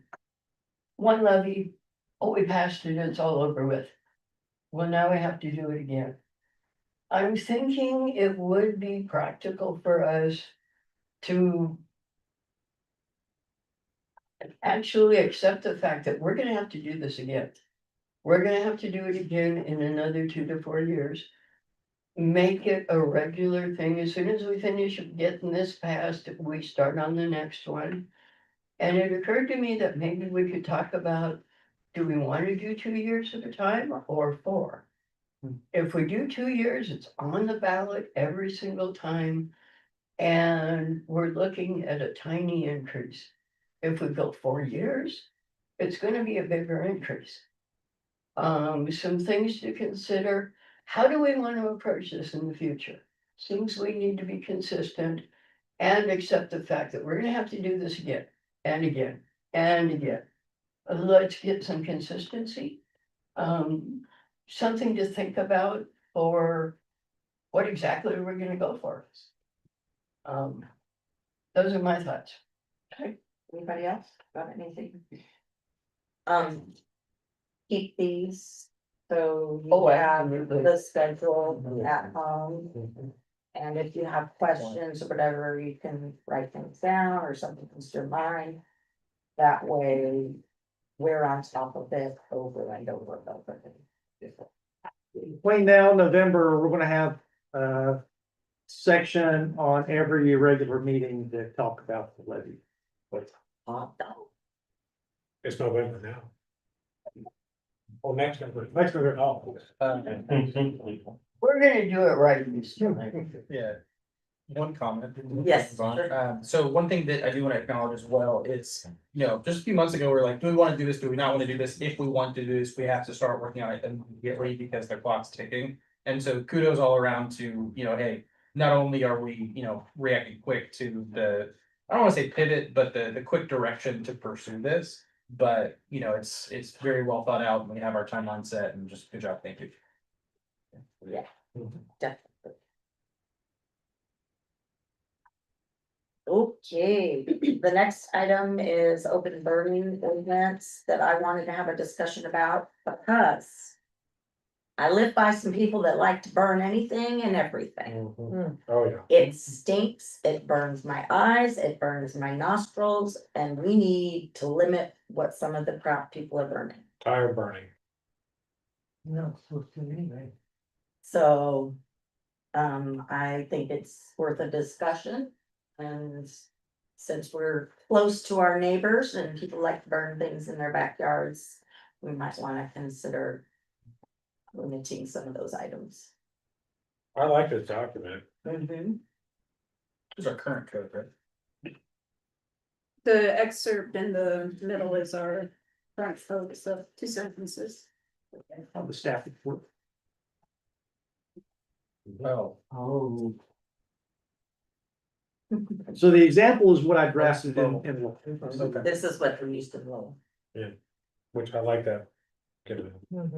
I was reading through this and I'm like, yeah, this sounds great. What's the problem? Really? It's not ours, so ours is like 2 sentences or something like that. I know. Hey, it's small text at the top. I got glasses, all right? Well, the thing that's also a little concerning is some of the stuff that they burn. When you burn it, Yeah. it becomes dangerous for people to even read. Yeah. So Absolutely. that's, and when it burns my nose and my eyes, I'm kind of thinking that's the case. May I make a comment? Yeah, So this would be, who would take care of the, code enforcement. yeah, so code enforcement is only here part-time, correct? No, they're full-time. So if I got somebody burning tires and I call the city limits on a Friday, that they're, If it's Friday after 5 o'clock, you have to call Wycombe. or Saturday. Or Sunday, Not Friday after 5 o'clock. right, yeah, We're not open. so I call who? Wycombe, Who's what? The non-emergency the number. non-emergency number, and they'll send a deputy. And then they'll send me to the DEQ, because that's what I did last time, and they sent me to the DEQ and I got an answer machine, no return. Like I'm a lot. They've been actually very responsive. They have not to me, so you're better luck than I am. Maybe I'll just say my name is. Well, call Jared. Don't say there. So, something else I'd like to note, and our fire chief is with us tonight. Mhm. So key to our success in updating this was close coordination and a collaboration with the fire district. Mhm. And the fire chief was a part of that enforcement process of going out to educate people. So we'll want to ensure the fire district, if We all look at him. if we go through this process, they have input into it and that we're working in concert with each other and supporting each other. Have you looked at this document? I received it this evening. Oh, okay. I saw it on the agenda, I reached out to Jeremy today. What are your thoughts? Yeah, overall, yes, enforcement, we can't necessarily enforce, we can Educate. educate, enforcement's gonna come down to the city and code enforcement, and a lot of this is already addressed in DEQ, but like you ran into the problem of you call Wycombe's going to refer you to DEQ's you're gonna leave a voicemail and the person may get a letter from DEQ. Their enforcement is extremely limited and I understand that. It's a little bit more if the fire department, if we respond out there, take pictures and send to them, it's a little more teeth to it, but even at that, you know, we aren't the necessarily enforcement unless it becomes a hostile fire, and that's where our authority kind of comes in, and we're going to extinguish it. We'll probably go out, we'll educate, we can work with the city on a flyer. You know, education is the best if we can get them to. Don't call your the neighbor's house is on fire, so you'll run down there and probably. Please don't do that. Well, nobody's ever lived next door to my husband, so he is not he's cranky sometimes. We'll just leave it at that. They don't want him coming to knock on their doors. May I ask a question? Yeah. So real quick, Jeremy, so if we vote to approve an edit, would any proposal would be ran past the fire department first? And our legal counsel. And legal counsel, okay, And then you would bring an official Yeah. proposal. Yes. Cool, just make sure. Okay. Got it. I like it. Awesome. Do we need to make a motion at all? No, I think they just wanted a general. Yes, Guidance. please. Address this. Sounds like the council's interested, so we'll get working on this. Okay, thank you. All right, item 12, page 355, the tree lighting event planning. And sponsor, Yeah, I just wanna make sure this got on the agenda, just to make sure how we can help and, make sure all everything's set up, so probably Rocio, type this stuff up, let us know what you need. So, I put on there some volunteer opportunities, so. if- Also hot cocoa. What's that? he said he'll serve hot cocoa. Oh, Yeah. great. Cool. So yeah, we need help with serving the hot cocoa. If you don't have a lot of time, but you can help with setup, we could use help with that. Help with, filling up the, you know, the hot water into the hot cocoa. I don't know what they're called, it's like capers or something like that. And to decorate, which is really just putting tablecloths and garland on the tables and then clean up after the event, so. That's the volunteer opportunities. So if you wanna let me know now, I know that. Counselor Hilber said he. Just to clarify this year, at 5 o'clock for the tree lighting. 5 o'clock. 5 to 7. I won't see you till 5:30, sorry. I can help with setup. Okay.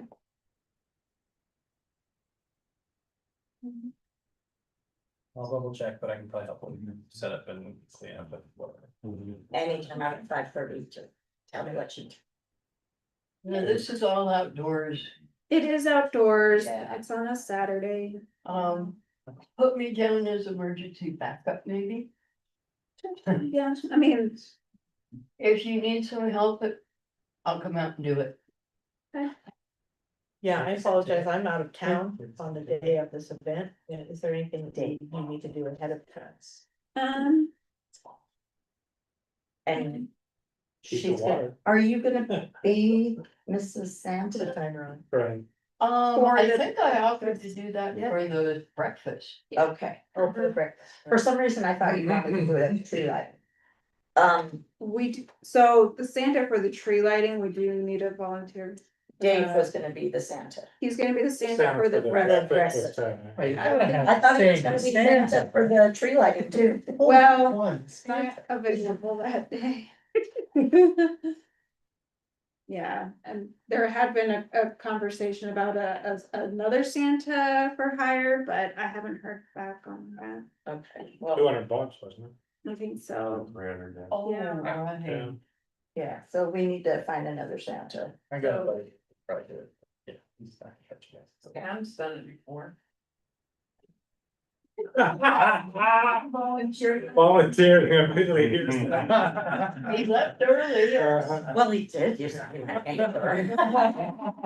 Was he the one burning, I hope? No, Sam and Deb don't ever do that stuff. So we do need a Santa. Yes, we do. I mean, we don't, we'll need it soon. Yes. But, You can yeah, we have a little time. I'll send it then. Okay. You can Okay. call it, Drew's taking that. Yes, and then once we have a Santa, then I hope I can coordinate with the fire department for a courtesy ride for Santa. Sure, we can find somebody. Okay, thank you. Do we need a Mrs. Santa or can we omit the Mrs. Santa? We don't need a We don't. Santa there. That's fine. Are we doing the night before Christmas? That is another question. Do we wanna do the story?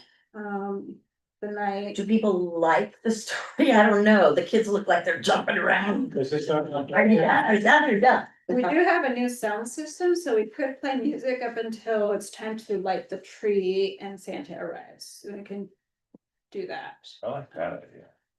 Why don't we see how that plays this year? And if people really miss the night before Christmas, we can go back to it. Okay.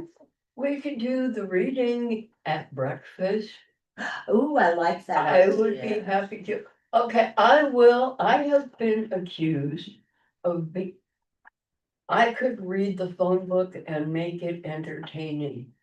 People have accused me of that, so I would love a chance to read The Night Before Christmas. Be fun coming. So we add that to that, or To put the it breakfast? down, Kitty will do that. Mrs. Laws will do that. Yeah, Mrs. Claus will do that.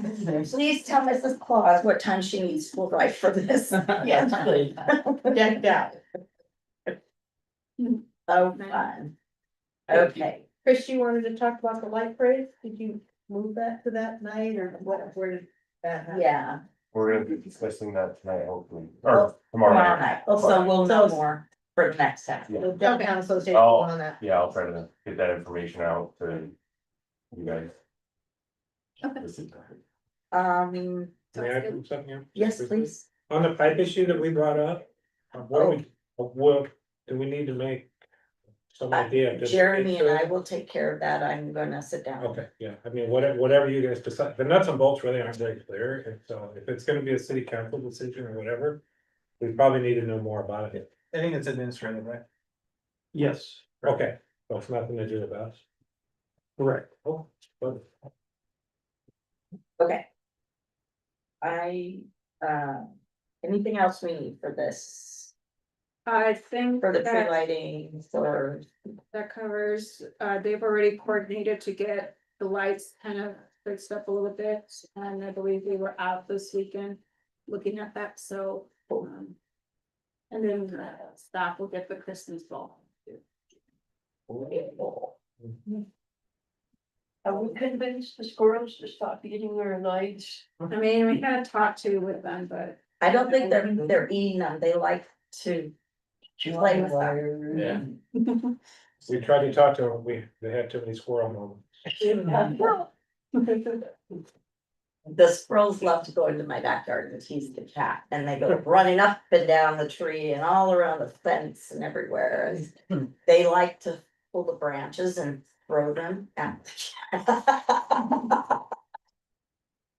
It's like It's monkeys, the oddest thing. little monkeys with fuzzy tails. Yeah, they're so cute. My husband goes, "You're drinking them water again." Anyways, okay.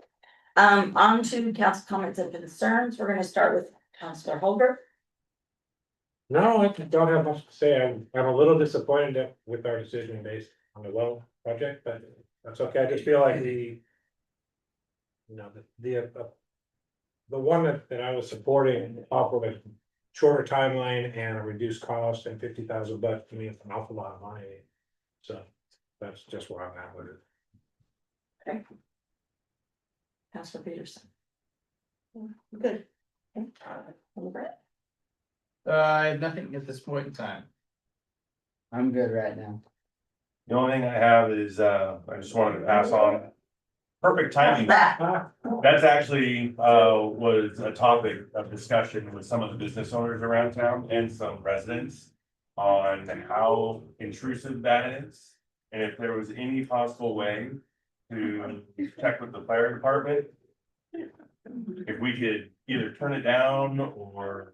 It's already power. Do you know how much lower this is compared to what it was? I've heard from multiple businesses here in town that it is very disruptive to their clients that come in. I love it, but So. I'm just me. I like it. I love it. I absolutely love it. I hate this part. And For- a friend for- left down for there. homes Oh my gosh. Far enough away, it's not too bad, but I for live by businesses that are right in front of it. Yeah, but I live right by the high school, right next to a ball.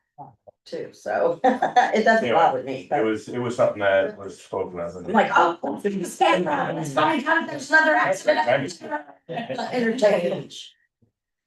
That's where it always is right up there at the freaking interchange. And they have not done diddly squat about it. I think it's on the ODOT plan now. So Chris, you're asking if there's a discussion, if we can discuss it. In future meetings or something, yeah. Can we put it on the agenda for a future meeting? Yes. I mean, is it even possible to alter that thing It without is. changing the infrastructure of the fire department? They all have. Yeah, I actually, when I got here, ironically, the timer on it went out about the same time I got hired, and I received more complaints thinking I was the bad new guy in town that shut the siren off. Than anything else for the first month and a half, till we realized it was There's a $5 timer. large, You can look at adjusting the timer, looking at. I'm here 40 years. There's a- and haven't bothered me one noise. bit. I know, there's a huge population that loves the siren, and I'm part of that population. Me too. So I apologize, but. I think it's one that we would want to be very careful if we want to discuss this and not with like we want Well- it changed, but like just talk about it. When we discussed it, it was a long time ago when Blackburn was still on council and he had little babies still. We could make it a ballot measure.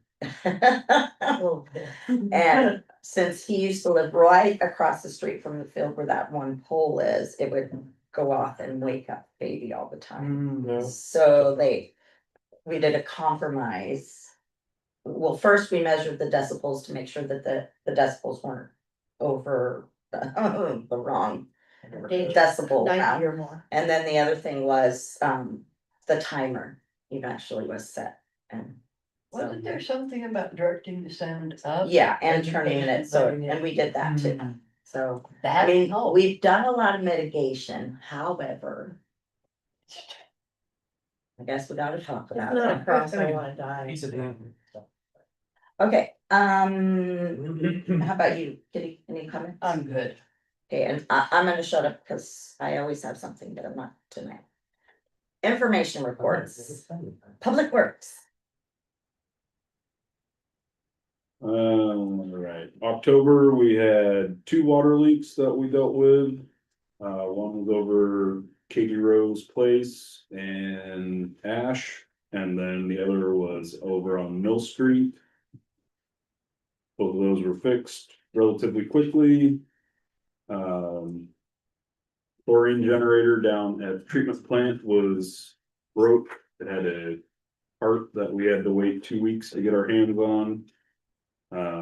So it is back operational. We're no longer making chlorine by hand. For anybody who has been at Andrew Smith Park lately, we put up, just like we did at Main Park, we put up the new park rule signs that you guys were part of, I think, last year.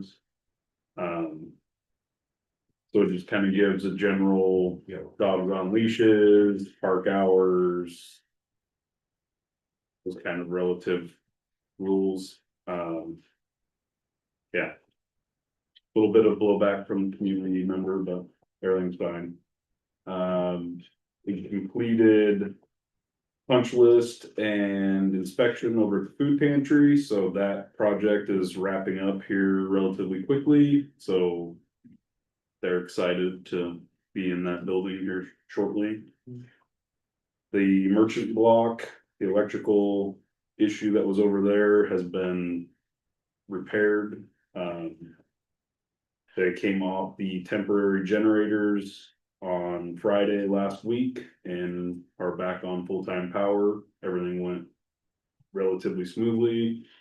We're waiting to find out what the alleyway is gonna get for a temporary look until spring, because they have to hold off on paving due to weather until springtime. Highway 221 lift station, the generator testing was completed over there, signed off. We're just waiting on, I think, one last bit of programming, and then they're gonna start doing the test fires on the pumps and make sure everything holds water, and then they will turn that on and that'll go live, so. Still hoping for this month, so I will keep you in the loop as we know more. We started discharging wastewater today out at the ponds. We were technically able to start on first, but we held off till Monday, so we didn't have to spend our weekend in here dialing it in.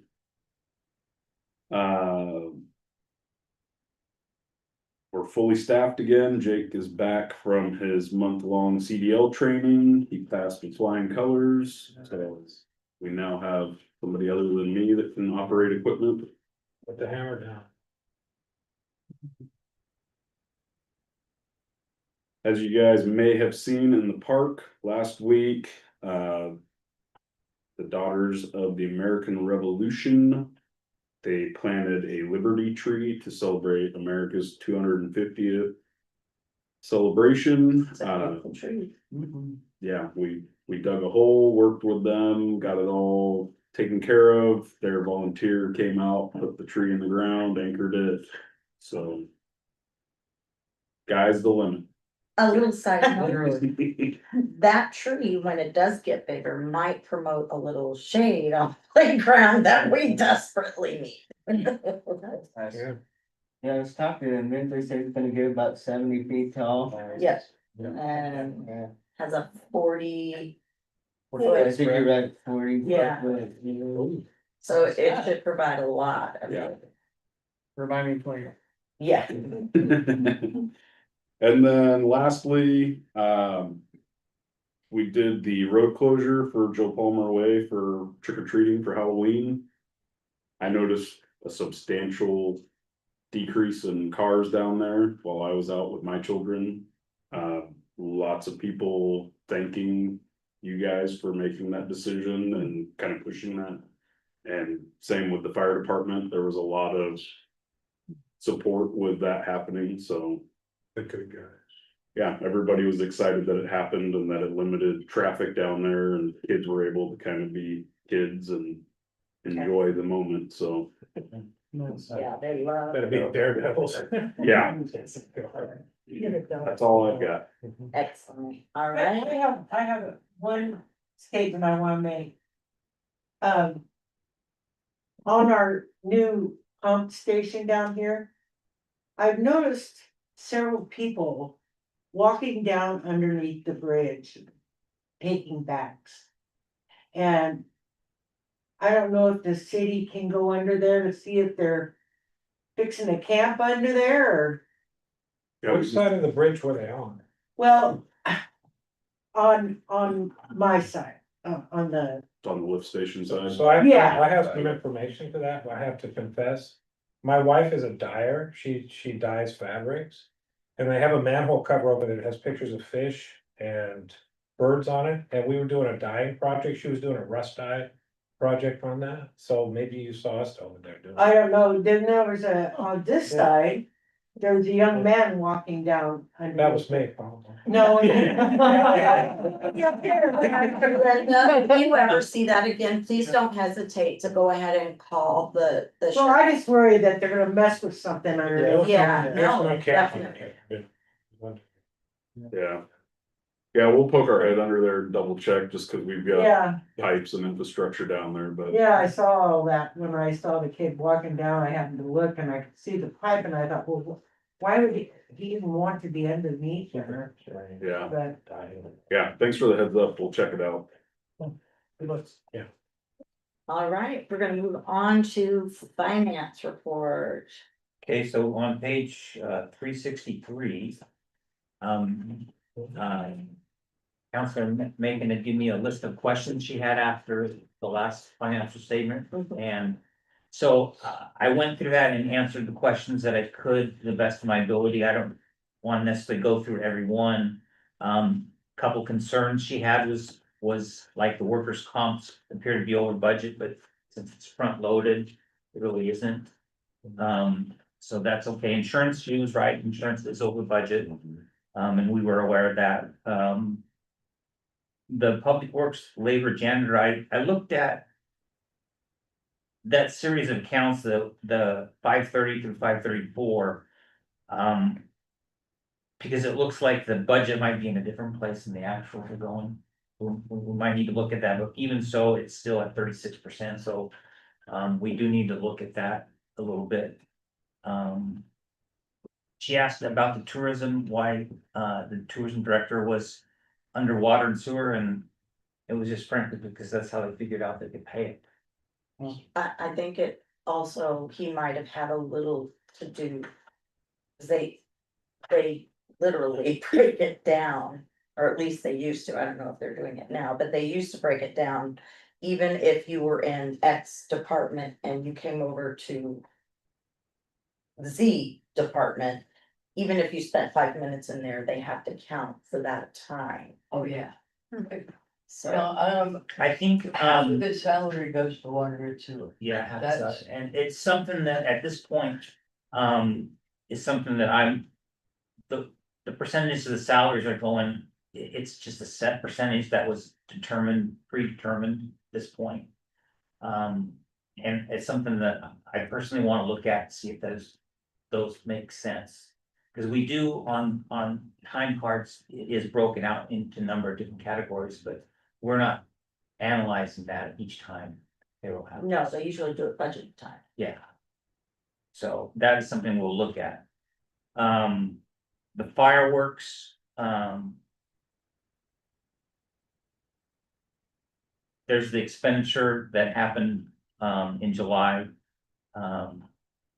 And how much we have in donations up through October, I put another $94 in October. One of the questions, and it's question 8 was, what are we doing from a fundraising standpoint? And since we do. The budget was figured. If I'm understanding correctly, there wasn't a budget for that, is that correct? For the fireworks, Yeah, there was, it may have been recorded in different places. So, Okay. let me back up. That was created, so we would have a holding place for the funds for the fireworks committee because the whole VFW thing. And now we're just using it as a place to store the funds until we need them for fireworks, etc. And we were told at one point the city could hold a line item for this particular. okay. I'm not sure where the 7,500 came from, I'll look at that. Because that's how much they had in there before they spent it. Yeah, okay. My question was, how much has the city paid for fireworks? The city is not paying, Has it been 100% crowdsourced? yes. Okay. That was my question. Have we received donations for all of it so far? So, As far as I know. if I may, I think part of the issue here is the, spanning across different fiscal years. Yeah. So we did get over 15,000 in the fiscal year ending 2025, it'd be 25, June 30, 2025. As of June 30, 2025, we did get over 15,000. And then in July, we spent some money for that just completed 4th of July. So it has to do with spanning fiscal years. We did cover 100% of the cost of the fireworks, There's some left over for next year. maybe. So the amount that's being donated now is coming up for the next year, right? Yes. Correct. Correct.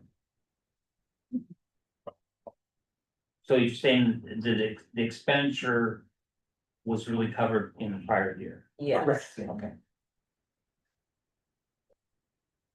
Legal services, yeah, it's a big percentage of the budget. We've had some, couple actual expenditures, for the Lafayette MOU, which we discussed today, and, finding out about implementation of new fees, then, those two together make up most of that 17,500 that we spent so far. Do we need to do a supplemental budget? I know a little bit about budget law. And it seems to me that if it's not in the budget, you can't spend it, but we spend it. Is there a supplemental budget in process? Do we absolutely? Yeah, the substation again. Where do we go from here? Is it? I don't believe that's necessary. We don't appropriate at the account level. We appropriate at the cost center and the fund level. Okay. So if you look at the financial statements for the general fund, as long as those department budgets are not over budget, we're good. And for all the other funds, as long as we're not over for those categories, we're good.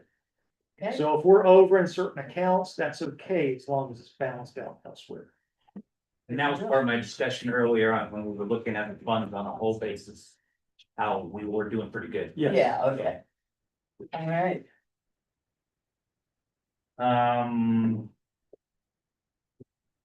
Little discussion on data processing, again, it looked over, but a lot of them front loaded. So I think we're okay. There is a caveat on that, because of the timing of payments, we actually paid some of last year's expenses in July. And that's because of when the bills were due. It was really due 6:30 and we didn't pay it till 7:10. I'm suggesting we're gonna have to do the same thing again. Because we're probably not gonna have enough budgeted for that. To account for the current amount.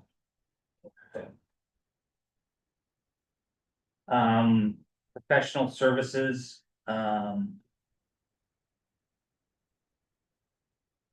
I listed a couple non-recurring items that took up most of what's happening. So from a recurring standpoint, looking forward, we should have more than enough on recurring items. We'll cover this in the budget. Any questions on that? Thank you. The next page in the packet is just what I looked at the last fiscal year, when funding sources came in. And it's different for the different funding sources. That's why I listed more than one funding source. But if you look at it, November, almost half of our funding comes in during the month of November.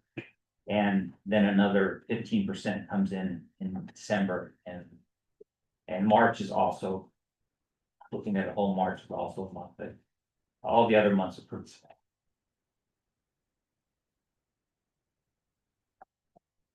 But if you use this, you can look at the financial statement and see, okay, look at one of the revenue sources. You can see where we're at right now, and you can look at this and say, okay, we're gonna get this much coming.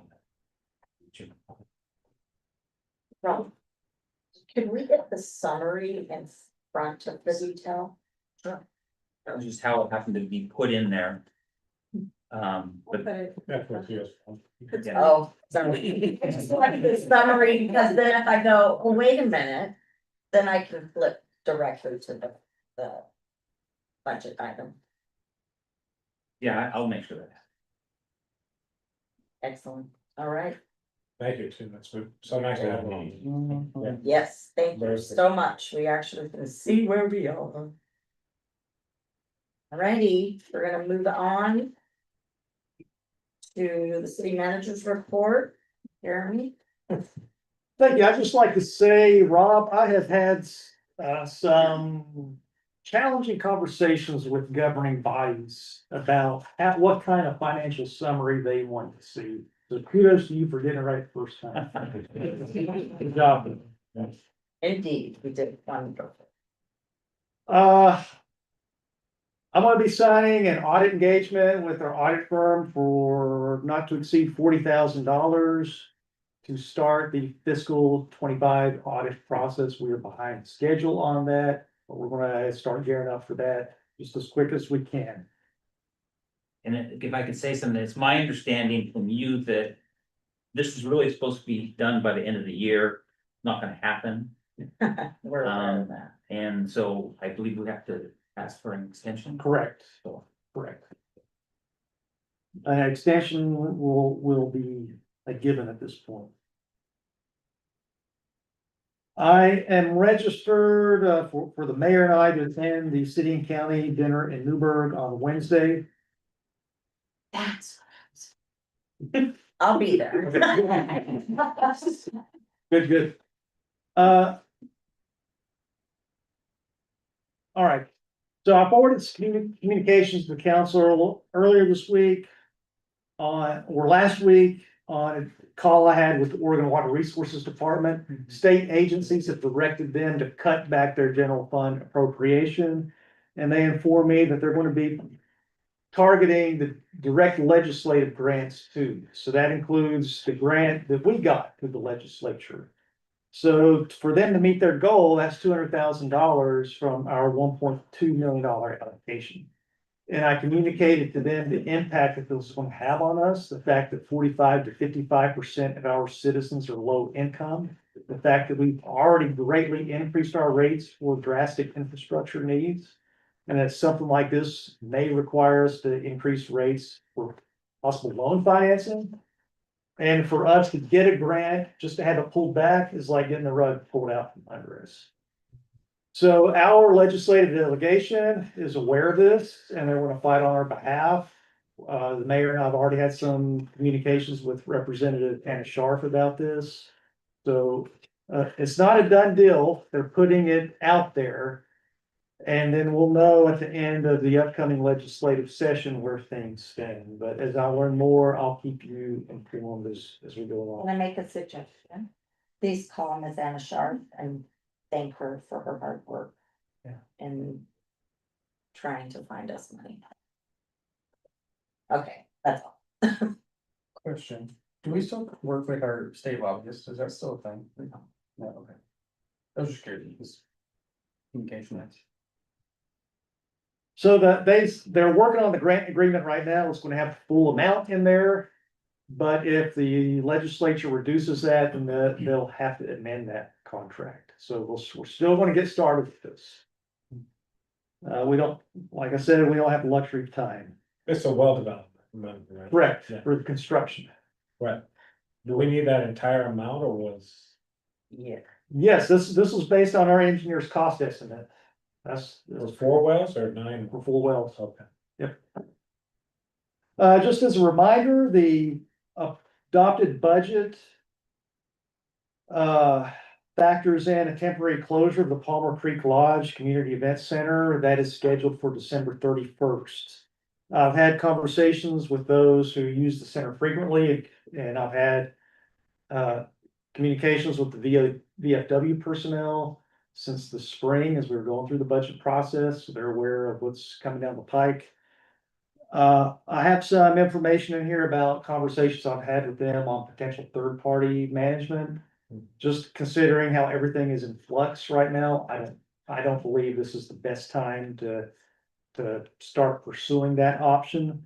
Something we can consider in the future, but I don't think it's the right time right now.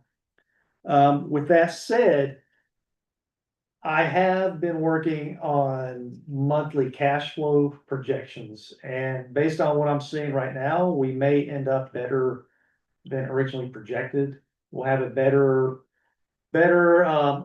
understanding, as Rob mentioned, once property taxes come in December, we'll have half a fiscal year under our belt and can see where we stand. If we're better than expected, we can come back and talk about reopening.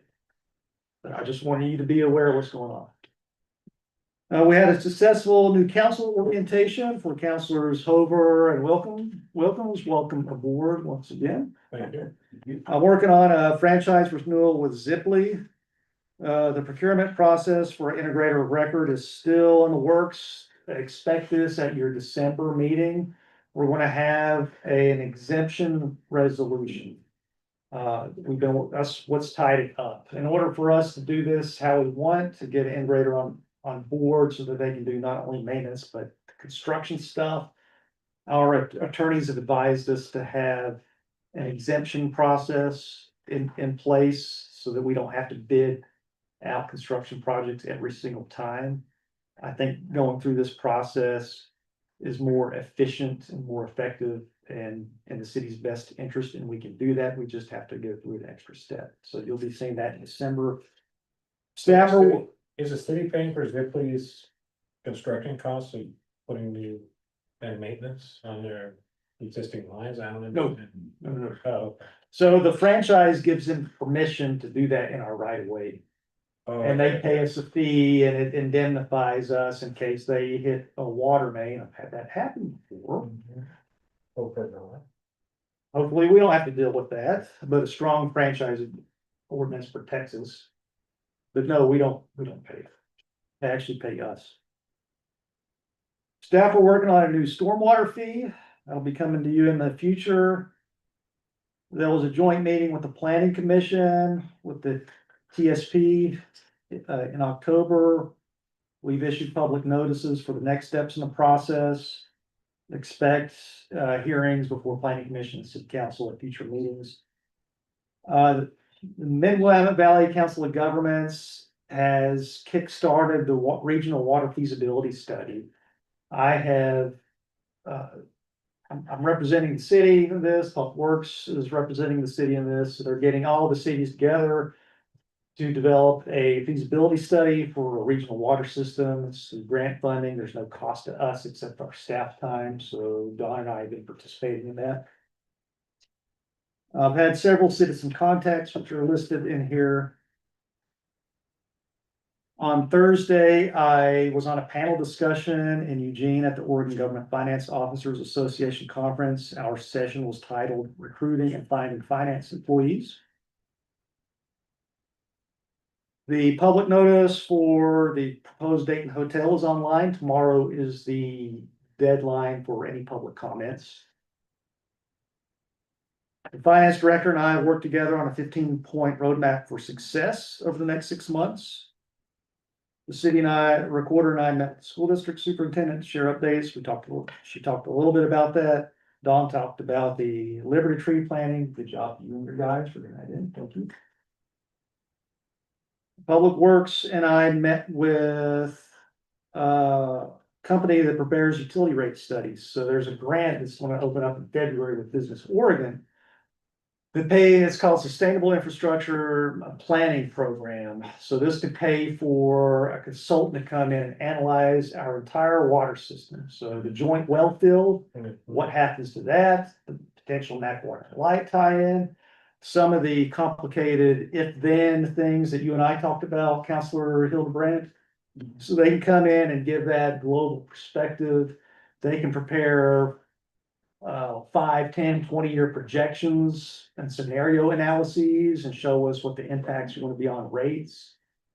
That's the kind of data that we need to make some of these big decisions. So Don and I had a conversation with a company that can do that kind of work. They're going to get me a cost estimate so I can factor that into the grant application, which I'll bring to you at a future meeting. And then lastly, the project manager on the utility bridge informed us that the U.S. Army Corps of Engineers received compliance certification. So with that, everything is done. It's done. Excellent. All right, does anybody have any questions? Or anything we've covered? All right. Entertain a motion to adjourn, please. We are adjourned 8:53 p.m. Wow.